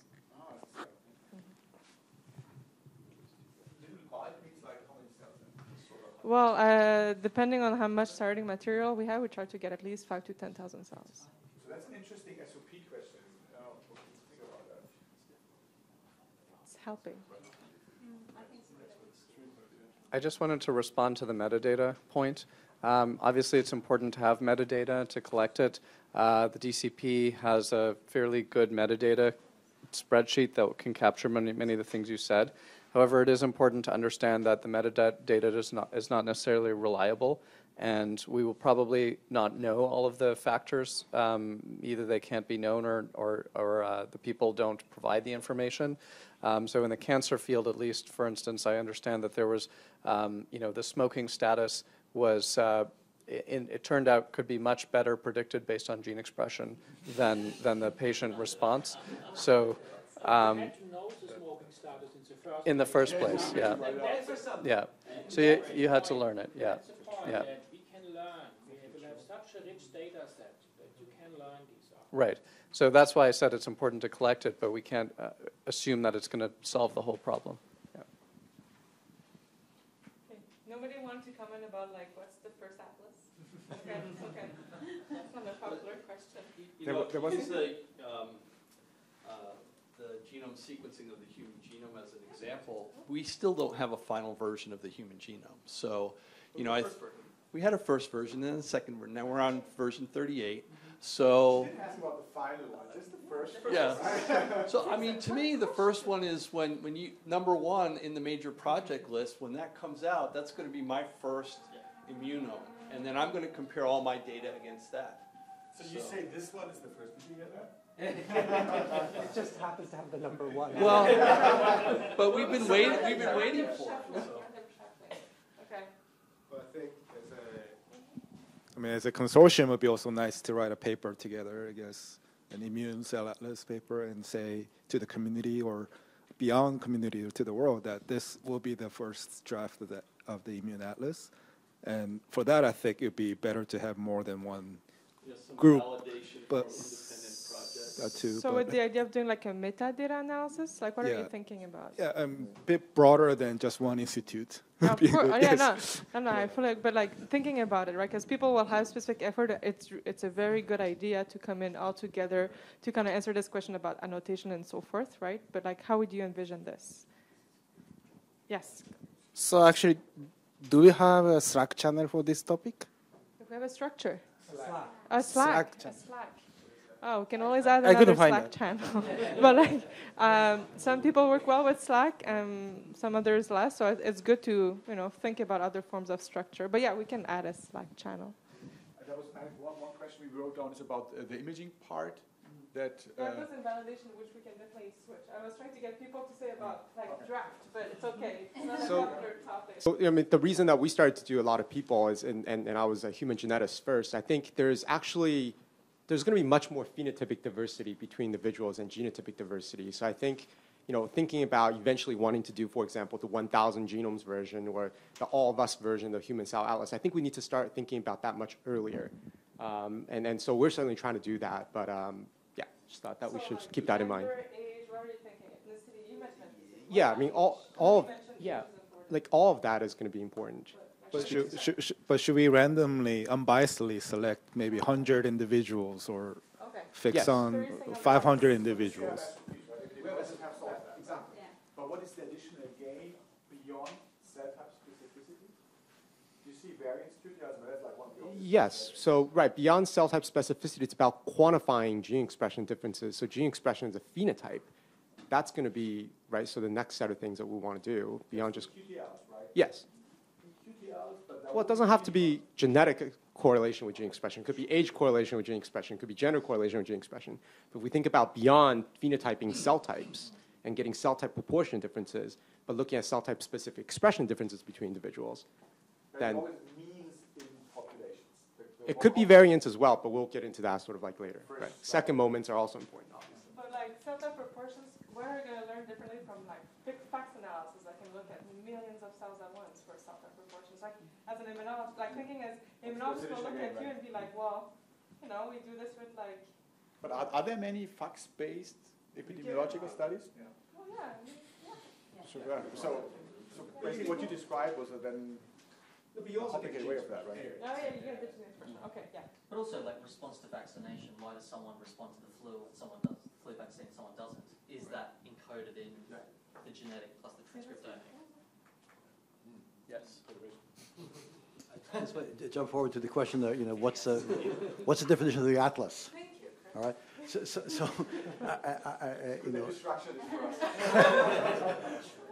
So good news, bad news. So for comparison, there's that Cancer Genome Atlas, right? That was a project 7 years and so on. It's finished now, complete. If you go and try to find the Genome Atlas, it ain't there. There's no atlas. The closest, there are a bunch of papers, it's the closest. Too late. But there's a tree of data. There's lots of data, and the closest thing to the atlas is information portals, a small number of information portals, and implied in those portals are information trees. So fast forward, I think it might be a good idea to come up with a concept paper from ICA that says, this is what we imagine the atlas might be, and I'm just going to give you one tentative solution, which is it's a set of information trees. One of them is the one we saw this morning. You have the body, you click on the organ, and you go down an information tree to whatever level of details. But there are other information trees, not to enumerate them now. So I'm suggesting something like 3 or 4 or 5 information trees following different ways of thinking about it, and that would become a reasonable draft, and that I think I would put out fairly early, not wait 3 or 4 years as a concept and have it open for discussion. So there have been a few preview or sort of discussion papers that have been already put out, but I think, second one to mention that there might be an interest in writing such an additional paper. What I noticed that other organ-specific atlas are starting to do these types of things. So it might be, let's not do it for, because there might be specificalities to other ones. So if you think such an organization type of principle would be important for the immune cell atlas, there have been, so I know for example in the deep learning community, there have been actually some type of online collaborative writing type of efforts to write actually such a thing. And that might be possible to set up if people are interested. Otherwise you have to get someone to actually really do it. But a few people have taken the lead on that, otherwise you get So we do have a draft of a white paper for the immune cell atlas, and we also have a draft in the white paper for version 1 atlas in general. But I think that we can But white paper? For the immune cell, in the white paper. Let's bring those together into a common document and actually do what you're saying. And together as a group, actually let's try to define the structure and what would be the atlas. And obviously every paper is unique and different for that, everything we've heard here today. But is this tree way to do it? It's tree type small number. And I hate to do that, but atlas for whom? Is this for immunologists, for molecular biologists, for bioinformaticians, for patients, for clinicians. Yeah. And so in KPMP, we really are doing a systematic outreach to these various stakeholders and learning what they expect from an atlas. And you will find a lot of very low-hanging fruits where you can have significant impact to a user community, which is not on the radar screen of us here in this room. But this might be a question for the larger human cell atlas community than this one. On the one hand, I agree with you. On the other hand, I think if Google would have thought first of that, they wouldn't have made a map because we had maps. Yeah, but I'm pretty sure when they made the first one, they had already in mind that there are different communities with different ideas about what this map should be. But they still put out a very simple map in the first place. So I wouldn't care too much about who is going to be our first customer, so to say. I actually don't care. Because there will be immunologists that will love that and others that will hate that in the first place. And the ones that hate it in the first place, they will learn over time that it's actually cool. But there is a representation. How you represent it and how you put it out is completely different for each population. And the aspect with the low-hanging fruits in areas that we don't yet see, that's like a different one. Hopefully someone picks it up and then writes something up out of that, right? But you have to have something out first. But if we allow multiple data hierarchies like Chris is proposing, that can be targeted to different communities and different use cases. Different views essentially of the same thing. Yeah. I mean, that's what the portals are essentially for, right? So I mean, there's a mechanism in place. We have one view that we're trying to produce. SOPs? Yeah. Wow. So I think that's maybe a good outcome to say that we will have multiple views. We won't have like the one picture of the atlas, right? But how do we, so like, let's say like your classical immunologist wants to know if he has to redesign all of his flow panel, and it will not be so happy with us, right? So if he has on top of it, like, I don't know, a dozen tree of information to navigate, which is okay, it could be the first version of the draft, but like, going back to who's the client, and in our case, there's going to be a lot of immunologists, and you want to comment on this, like, how do we think about this, right? The hierarchies we can. Or they have to wait and figure out it's cool. No, Chloe. I think I would say we need, you don't need for the whole atlas already a level of information that the immunologist could pick the panel for every tissue and every situation. But if you make a showcase and like, this is the first atlas of all the cells, but in this particular area, we basically go in a way that you can use that information, and that will come up later in the other areas as well. Then I think that's fixed already enough to say, okay, I now know what I have to expect. Here I can use it already, and the other ones will come. So like version 2.0, 3.0, right, and so on. To get the buy-in of the community. Yeah. Yeah. I do think we need a group to figure out what the representation should look like for immunology. We're not going to figure that out in a few minutes, but I think that's clear that we need to do that. Yeah, Ms. All very good points. I think we do need a first draft of some sort. We need a first draft of an atlas. It may not be perfect. It will not be perfect. It will continue to kind of like be refined, as what everybody says. And it may not cater for all of the stakeholders involved. But I think it is important to think about the stakeholders. At the end of the day, a lot of our research comes from either public money or individuals who've kindly donated, and also the patients who've donated the samples. And it's ultimately to advance health and new ways of treating disease. So I think we do need to care. We will never please everyone with our first draft, but we need a first draft. Okay. So there's a mechanism for that, right? In the Human Cell Atlas white paper, for when a release is being done. So, who's leading that? I mean, you guys know? I don't. I'm a publication guy. I think it's for us to lead for each atlas type, because it's going to be different for everyone. No, but okay. So I think this is a question we should at least give back to the OC. Because the thing is, with the Immune Cell Atlas has the Immune Cell Atlas has the strange property that we know of, which is that it's everywhere, and so we're not going to have a full body Immune Cell Atlas very soon. Although it may not be that far away, but we could potentially, in a metadata approach, take all the atlases from all the organs, extract all the immune cells from all the people that have had and just take those out, put that into a version 1. And that might be a good idea, because then here among us, we don't necessarily need to do every tissue, but across the whole human cell atlas, there will be every tissue, and so a kind of a meta would such data a resource version be useful? Yeah, because absolutely. this is of course something with these alignment tools we're nowadays possible to do, and that basically you could then map each of the different ones that everyone is producing on such a thing. So that is actually maybe exceptionally useful, because then organ-centric activities can quickly define what are organ-specific features if you have that available. Yep. Absolutely. And if you harmonize across all these, so you can have some relationship, as we talked about for the last hour, between the different clusters, or however you're going to define your states, across tissues and across individuals, then that will also give people an idea of what they can be comparing to. So for example, if I do a study in the kidney, but the liver person did it on that cell and has like a much more extensive functional study, I want to be able to draw on it in the correct way. But if I have no way to do that, so and you could actually then map, so the cell interaction part, the functionality, that yeah, would be then that could be then right? then you make hypotheses that lead you to actual experiments. And then machine learning is a great method. It's called transfer learning. Yeah. It solves some of those problems. Going from one organ to another. And I think the version 1 of the atlas should be that, because I think that's a reasonable place. We're not waiting for every project to completely finish and get huge depth, but we have enough from a lot of places to bring together something. Well, we would kind of wait for the other atlases to produce something, right? Well, they are.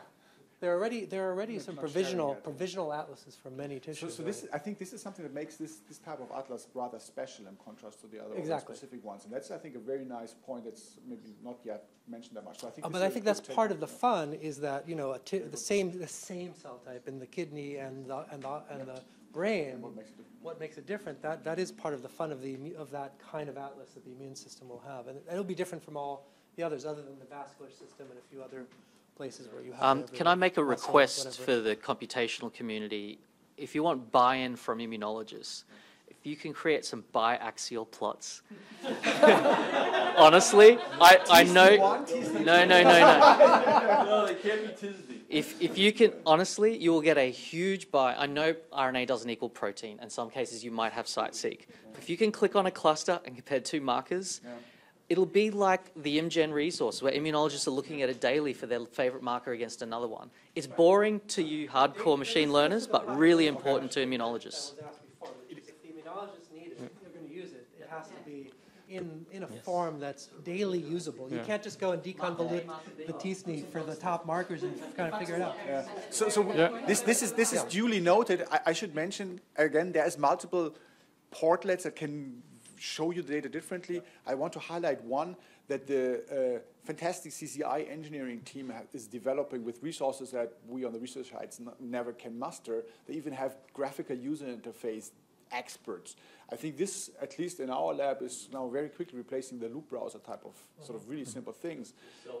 The cell by gene, exactly. It has a nice plugin from Scanpy. You can just start it right away. It's really easy to use. You can have it as a server. You can check collaboration button.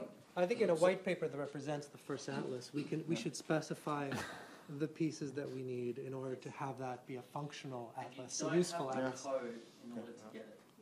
Yeah. No.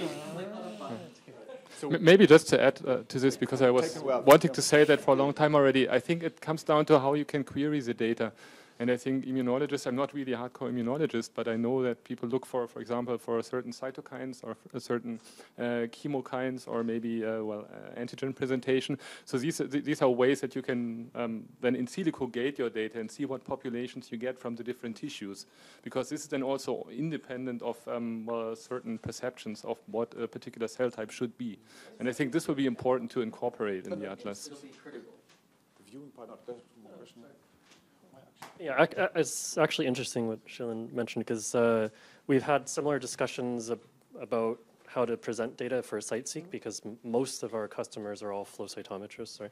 So actually we see it going the opposite way, where initially we have to present the site-seq data to them in biaxial plots, but then as people start using it more and more and they see our data being presented as t-SNE plots or what have you later, whatever is developed, they're going to start getting used to those types of data, which is a lot more efficient. Okay, please don't get them used to t-SNE. That's or not, I'm just giving it as an example. I mean, I know there's other stuff out there. There are other ways to do it, but it depends on your question. Sometimes you do need the bias. Right.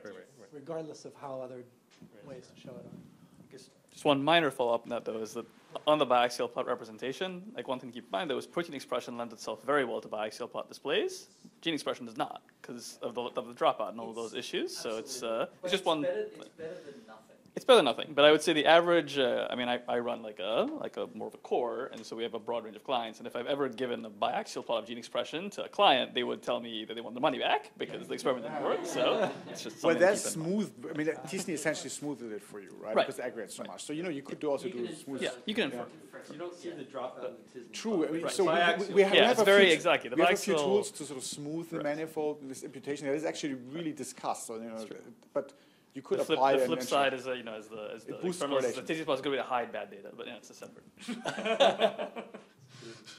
It might be though still not bad. Maybe it's really because of the strong correlation. There's actually really these imputation approaches might give you potentially not only prettier looking, but actually also more information about Right. us. I guess it's also with biaxial plots, visualizing perhaps that. defining what the axes are, right? So I think, T-SNE is one, but I think maybe instead of single genes, though, like the idea of modules, I think becomes much more powerful then for gene expression, right? So if you can visualize one module versus another, and that way each axis is some sort of an aggregate. So that way if you have a signature that, like Rich defined, the signature we defined, we can kind of compare those signatures rather than comparing individual genes. But what do you have to hold immunologist's hands Right. one step at a time? Yeah, yeah. But what do you mean if you want these to be produced without code, right? I mean, so you want the immunologist to go to the Human Cell Atlas portal, click down on. So you'd have to put all of your data on the portal first, right? Obviously, and then. Okay, that's an aspiration, I think. It has to be like my mum can go on there, click a button, see the cell type. So you're a family immunologist? No. She's an architect. She has no idea. Awesome.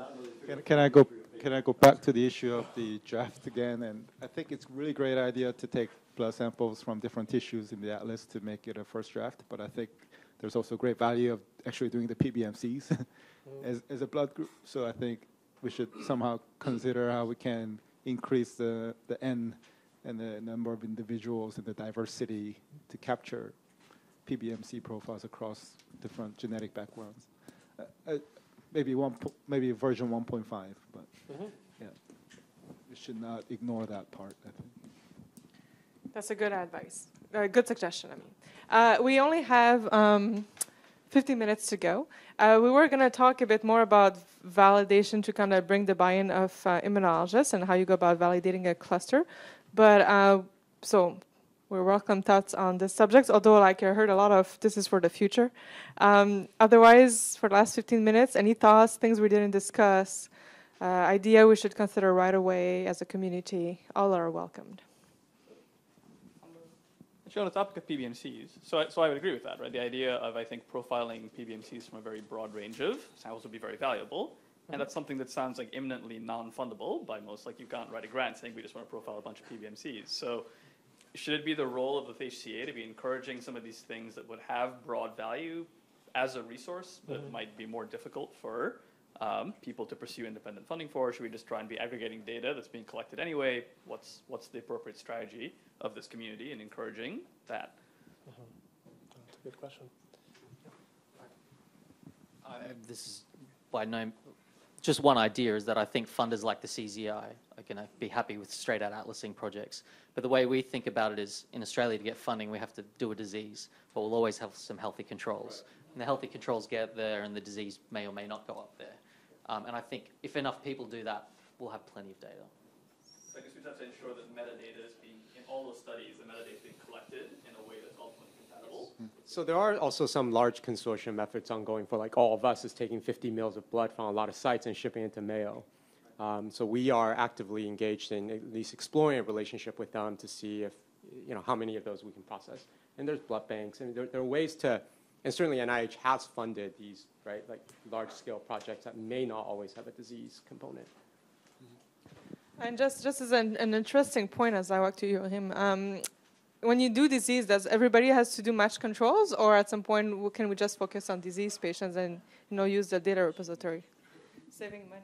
So, Chloe, going back to the validation point, I think a year ago, Aviv said something very nice. She said, we are expecting several iterations of the Human Cell Atlas. So we know that we will not be complete or not even completely correct in the first place. That doesn't matter because technology gets better, we get more information, we get other technology that fits in.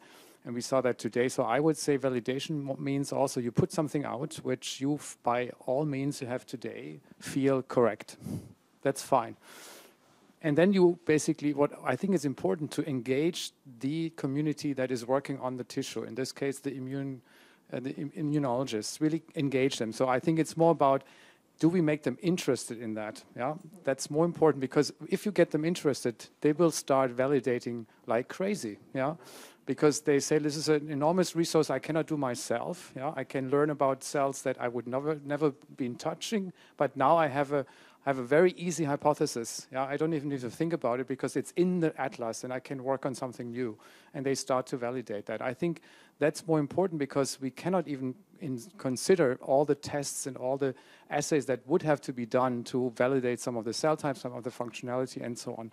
But I think that's kind of how you amplify. And if then something comes out, you know, they find out in the field that something we basically pushed out as a structure, as a cell type, as a trajectory that is not true, and is, you know, after I have engaged in with the field that showed new data, then we correct it. That's the next version, that's the next iteration. I don't see any problem with that general phenomenon. The key is make them interested. Okay, so first sort of new take home for me was we aggregate immune cells that we have from current existing atlases of different tissue, and you're advocating putting them out early enough with annotations that we transport from whatever you've done, maybe on PBMCs or other type of data sets. But then say, okay, this is current state, please go ahead and push it. You should allow for error, because we will make errors. I think just quick, it's an engineering problem. It's not your specific aims where you have to have the definite answer. But as engineers do, you know, iterate and iterate quickly, and, you know, put it out quickly, fail quickly, and make it better. And it sometimes can get embarrassing, but if the community is standing behind that concept, it really provides the quickest results. Yeah, then I would say that, I mean, as a community, if we come together to do the annotation, to contribute our data early, and to work with a group of computationalists who are interested in putting it together as a broad atlas, I think we can get there pretty quickly for that version 1. That's the kind of, you know, whatever it is, whatever we can get to in the first one, I think we can get to it if we agree on moving toward that direction, I think. Yeah. So I think writing it up and making it clear so that everybody knows what's needed, how to get there, we can all pitch in on tweaking that and making sure we got that. Could help. Areas where we're not clear yet. Yeah. We just have put it in, like, here we have some, we Yeah. find this. Clarify the uncertainties. Exactly, but this needs more work, and then, you know, that's fine. Good. Uncertainties. Absolutely. So Kyle is asking if there is any plan to validate the results in animals models. So for clinical trials, mice and non-human primates are used before that human trials, and how can these results be validated across species? That's a good question. Well, for many of our projects, we're starting to do that more, meaning we're taking the equivalent models of whatever we're doing in the animal and comparing, but that's just beginning. I don't know if anyone else has, you know, experience or direction in that as well, but we're finding that that's for us the next critical step, because, you know, that's the only way we can go do all the tests we want to do. So we need to know which models conform to the human in what way, and which models conform in another, and which ones are completely off, you know, and so forth. So I think that's an actually really critical issue, but it hasn't been kind of the, you know, stated mission of the HCA, because it's the Human Cell Atlas, but I think that that's going to be something that we need to do soon, not a long time from now. And I haven't seen many studies doing it. There's a few. Is that a responsibility of the HCA? Or is that just that we have a resource that helps other people? I think it would be a good thing to make it a responsibility also. So in one example of where it should be is that we want to understand what makes humans human. Right. And so, you know, we just submitted a paper with the Allen Brain Institute comparing human and mouse. And there are some cell types that we get a good match between the two, and then there are others that seem to be very unique to human. Blood you did, or some other? This is brain. Brain. Oh. Yeah. But so you know, part of it is what makes human human, and I think that's why you want to do some of the comparative analysis. But the other point I was going to make in terms of validation is that I think it's also important for us to have an infrastructure so that when somebody does a validation study, finds the same cell type or whatever, they're probably doing it in the context of a different kind of experiment, and they're probably going to derive new information about that cell type. So we have to be able to grow the knowledge base incrementally as part of the validation. And we have to make that easy for people who are doing those experiments to add that new knowledge. Absolutely. I was just going to have sort of one general question where people thought about whether it is worth putting more effort into artificial perturbation experiments or whether we're going to let the human population and disease do the perturbation for us. Artificial on the computer or in the lab? No, in the lab. The temporal component is when you're doing a deliberate perturbation, you control the time course, and that's the best thing to be able to do. And the perturbation, right? If you're relying entirely on just biological, you don't. I think there's enormous opportunities to do that. I'm not sure if it's really the first draft of the human immune atlas, but I mean, it's certainly possible because of editing. For example, you can knock out every gene in the genome, at least in T cells. Not other cells are harder, but yeah, I mean, I think we're certainly big fans of artificial perturbation. I was wondering, you talked about modalities. You know, the human cell atlas has next to the single-cell RNA-seq sort of this big second column of image-based analysis, and there's a lot of talk about those techniques getting to maturity. Is any of those, I don't know, 17 projects considering image-based, I don't know, localization or inclusion of such things? And if yes, how would that be integrated? Because this is like a completely different ballgame, I would say. Yeah, I mean, we've been working on that for some time, especially looking at subcellular localization. I think we all know biology is 3D, and we know that maybe as much as I think everybody in the room is sort of a almost religious believer in transcriptome and RNA number equals cell type or cell state. I don't want to start that debate, but it's interesting because I think distribution of RNA and protein is showing us some discordance to that idea. So we've worked on a lot of computational tools and image-based tools to do that at high bandwidth right now. And so we'll be releasing some a little bit later this year that we can use to, and especially I think immune cells are very good and easy candidate for validation of this. So in this case, you're talking about one cell imaged in terms of subcellular localization. That's right, yeah. I was just thinking about how do we engage immunologists in terms of the validation experiments. Partly this is going to be dependent on the funding schemes that are available, and most immunologists now will probably also want to be generating single-cell data. So this division of, you know, so-and-so does the single-cell data generation and so-and-so does the validation. How will we actually make it practical in terms of the buy-in from the immunologist and the actual delivery? And who do we go to ask for funding in terms of we would like to now validate our single-cell findings? Yeah, I mean, I think it's the communication I think people were talking about is how do you communicate the data in such a way that people can actually read it and understand it. And I think that, But also want to do the validation. well, that we can't make anyone want to do it. But I think if we communicate it clearly enough, then I think we can, you know, people will be able to read it and follow up on results. I agree completely. Okay. Hello. Is it on? Yeah. Yeah. Okay. So I just wanted to return to the imaging question because I'm both an immunologist and microscopist. So that's exactly what and I'm at the NIH in the Germain laboratory. So yeah, I think it's absolutely essential to provide a spatial context for these immune cell interactions, and it can actually overcome some of the technical limitations that we discussed, like isolating those rare cell types, because you don't have to worry about digestion like the stromal cell components.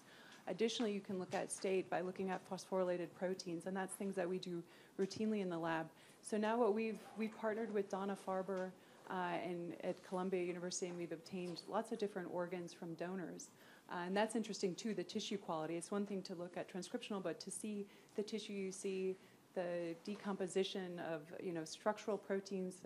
It's very different from tissues that we obtain from surgery and resection.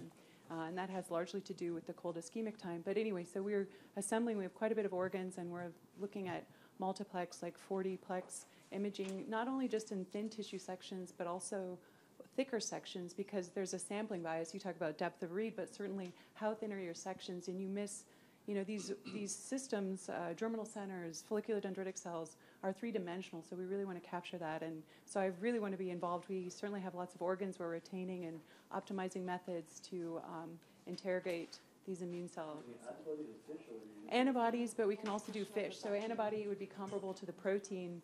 Fish we certainly need for others. And then there's the technical limitation is how good are your antibodies. So we have ways of annotating those and SOPs for that. Yeah, I think spatial imaging is the final frontier, actually. It's not the...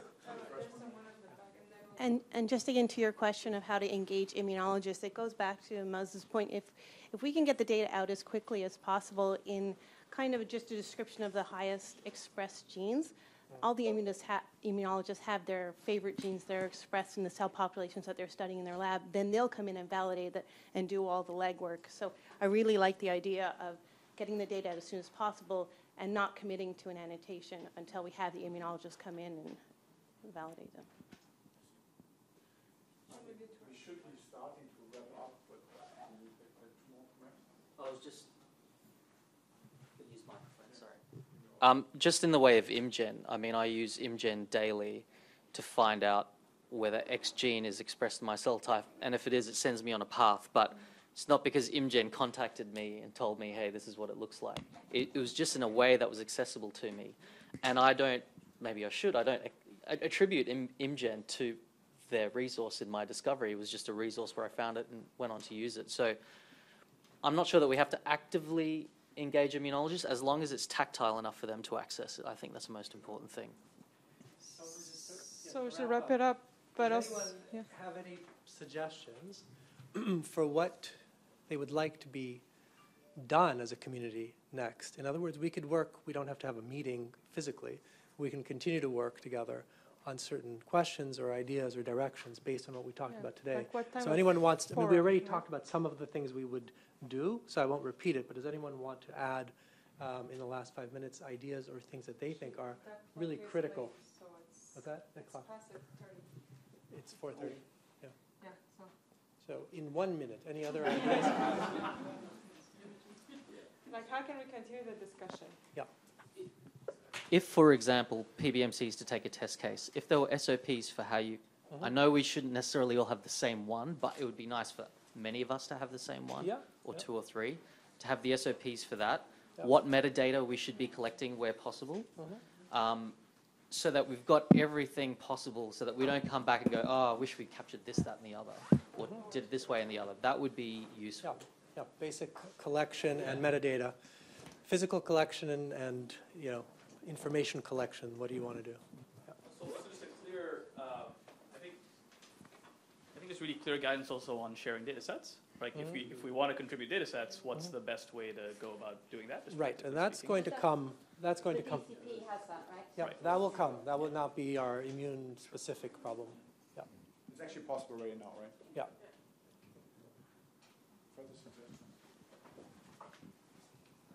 Well, on the topic of SOPs, definitely for flow and imaging that you would contribute which clone you use, which lot for your antibody, because you'll get varying results depending on what you're looking at. I'm sure you already incorporate that, but that's very important. Yeah, if anyone has looked at Cell papers recently, they have the list of every antibody and catalog number, which is good. For SOPs, I just want to remind everyone that we have protocols.io. Right, so we can add to it. So but we can certainly, as the immune group, write that down and make it clear. And I don't think we've specifically laid out an immune section for that, so that would be good.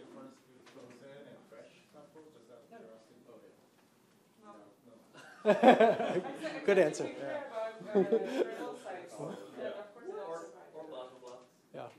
Yeah. Or PDCs. All right. One thing I would just recommend about the data sharing part is if you really start uploading data, they will be processed in a similar way. So I would really also advocate sharing whatever papers you will be writing, the computational aspects, which will surely differ between the different labs. And I think some synchronization will have to happen there as well. So I think, was it the Tabulous, anyway, the mouse, the mouse census paper, they did a really good job. They shared all of the notebooks and analysis like real time. I'm trying to convince my graduate students to do that right now. Yeah. Okay. But I wonder if we shouldn't say, let's work together to build version 1 of the Immune Cell Atlas and say, whoever wants to contribute a data set, we'll start a project. You know, this is the timeline to contribute it. We would contribute our vaccine data set, and you know, and maybe that would be a really nice action item. From, I think from so. the Good. So we'll create a common document with some of the action items that we came up with, and people can put their comments in there, and then we can try to compile based on those comments that you add. We'll create like a final or a more final version that people can go. Yeah, we could make a timeline. I mean, I think we could do, this is based on this discussion today, we could do this in a month, let's say, something like that. I don't think we need months to go through what we just discussed. I know we can't all be invested in massive email communications, but I think the HCA channels on the Slack, they are quite useful for that. So just making an ICA one there, I don't know if it's already active, so I haven't been there for sure. That might be that's a good idea. Useful communication part. Yeah. Okay, great. Thank you, everyone. Should I report on all of these? I was going to say, this is a bit of a mammoth task. That's just times 5. That's very well done, though. This, right? I think you worked out with the blackboard, right? Yeah, well, my stress is not done because I need to make slides now. I was a bit stressed out as we do it like cover, like, but this thing Lots of people are certainly very happy to contribute, which is always helpful. Lots of people happy to contribute. Yeah, definitely. I don't know how to report on all of this. Yeah.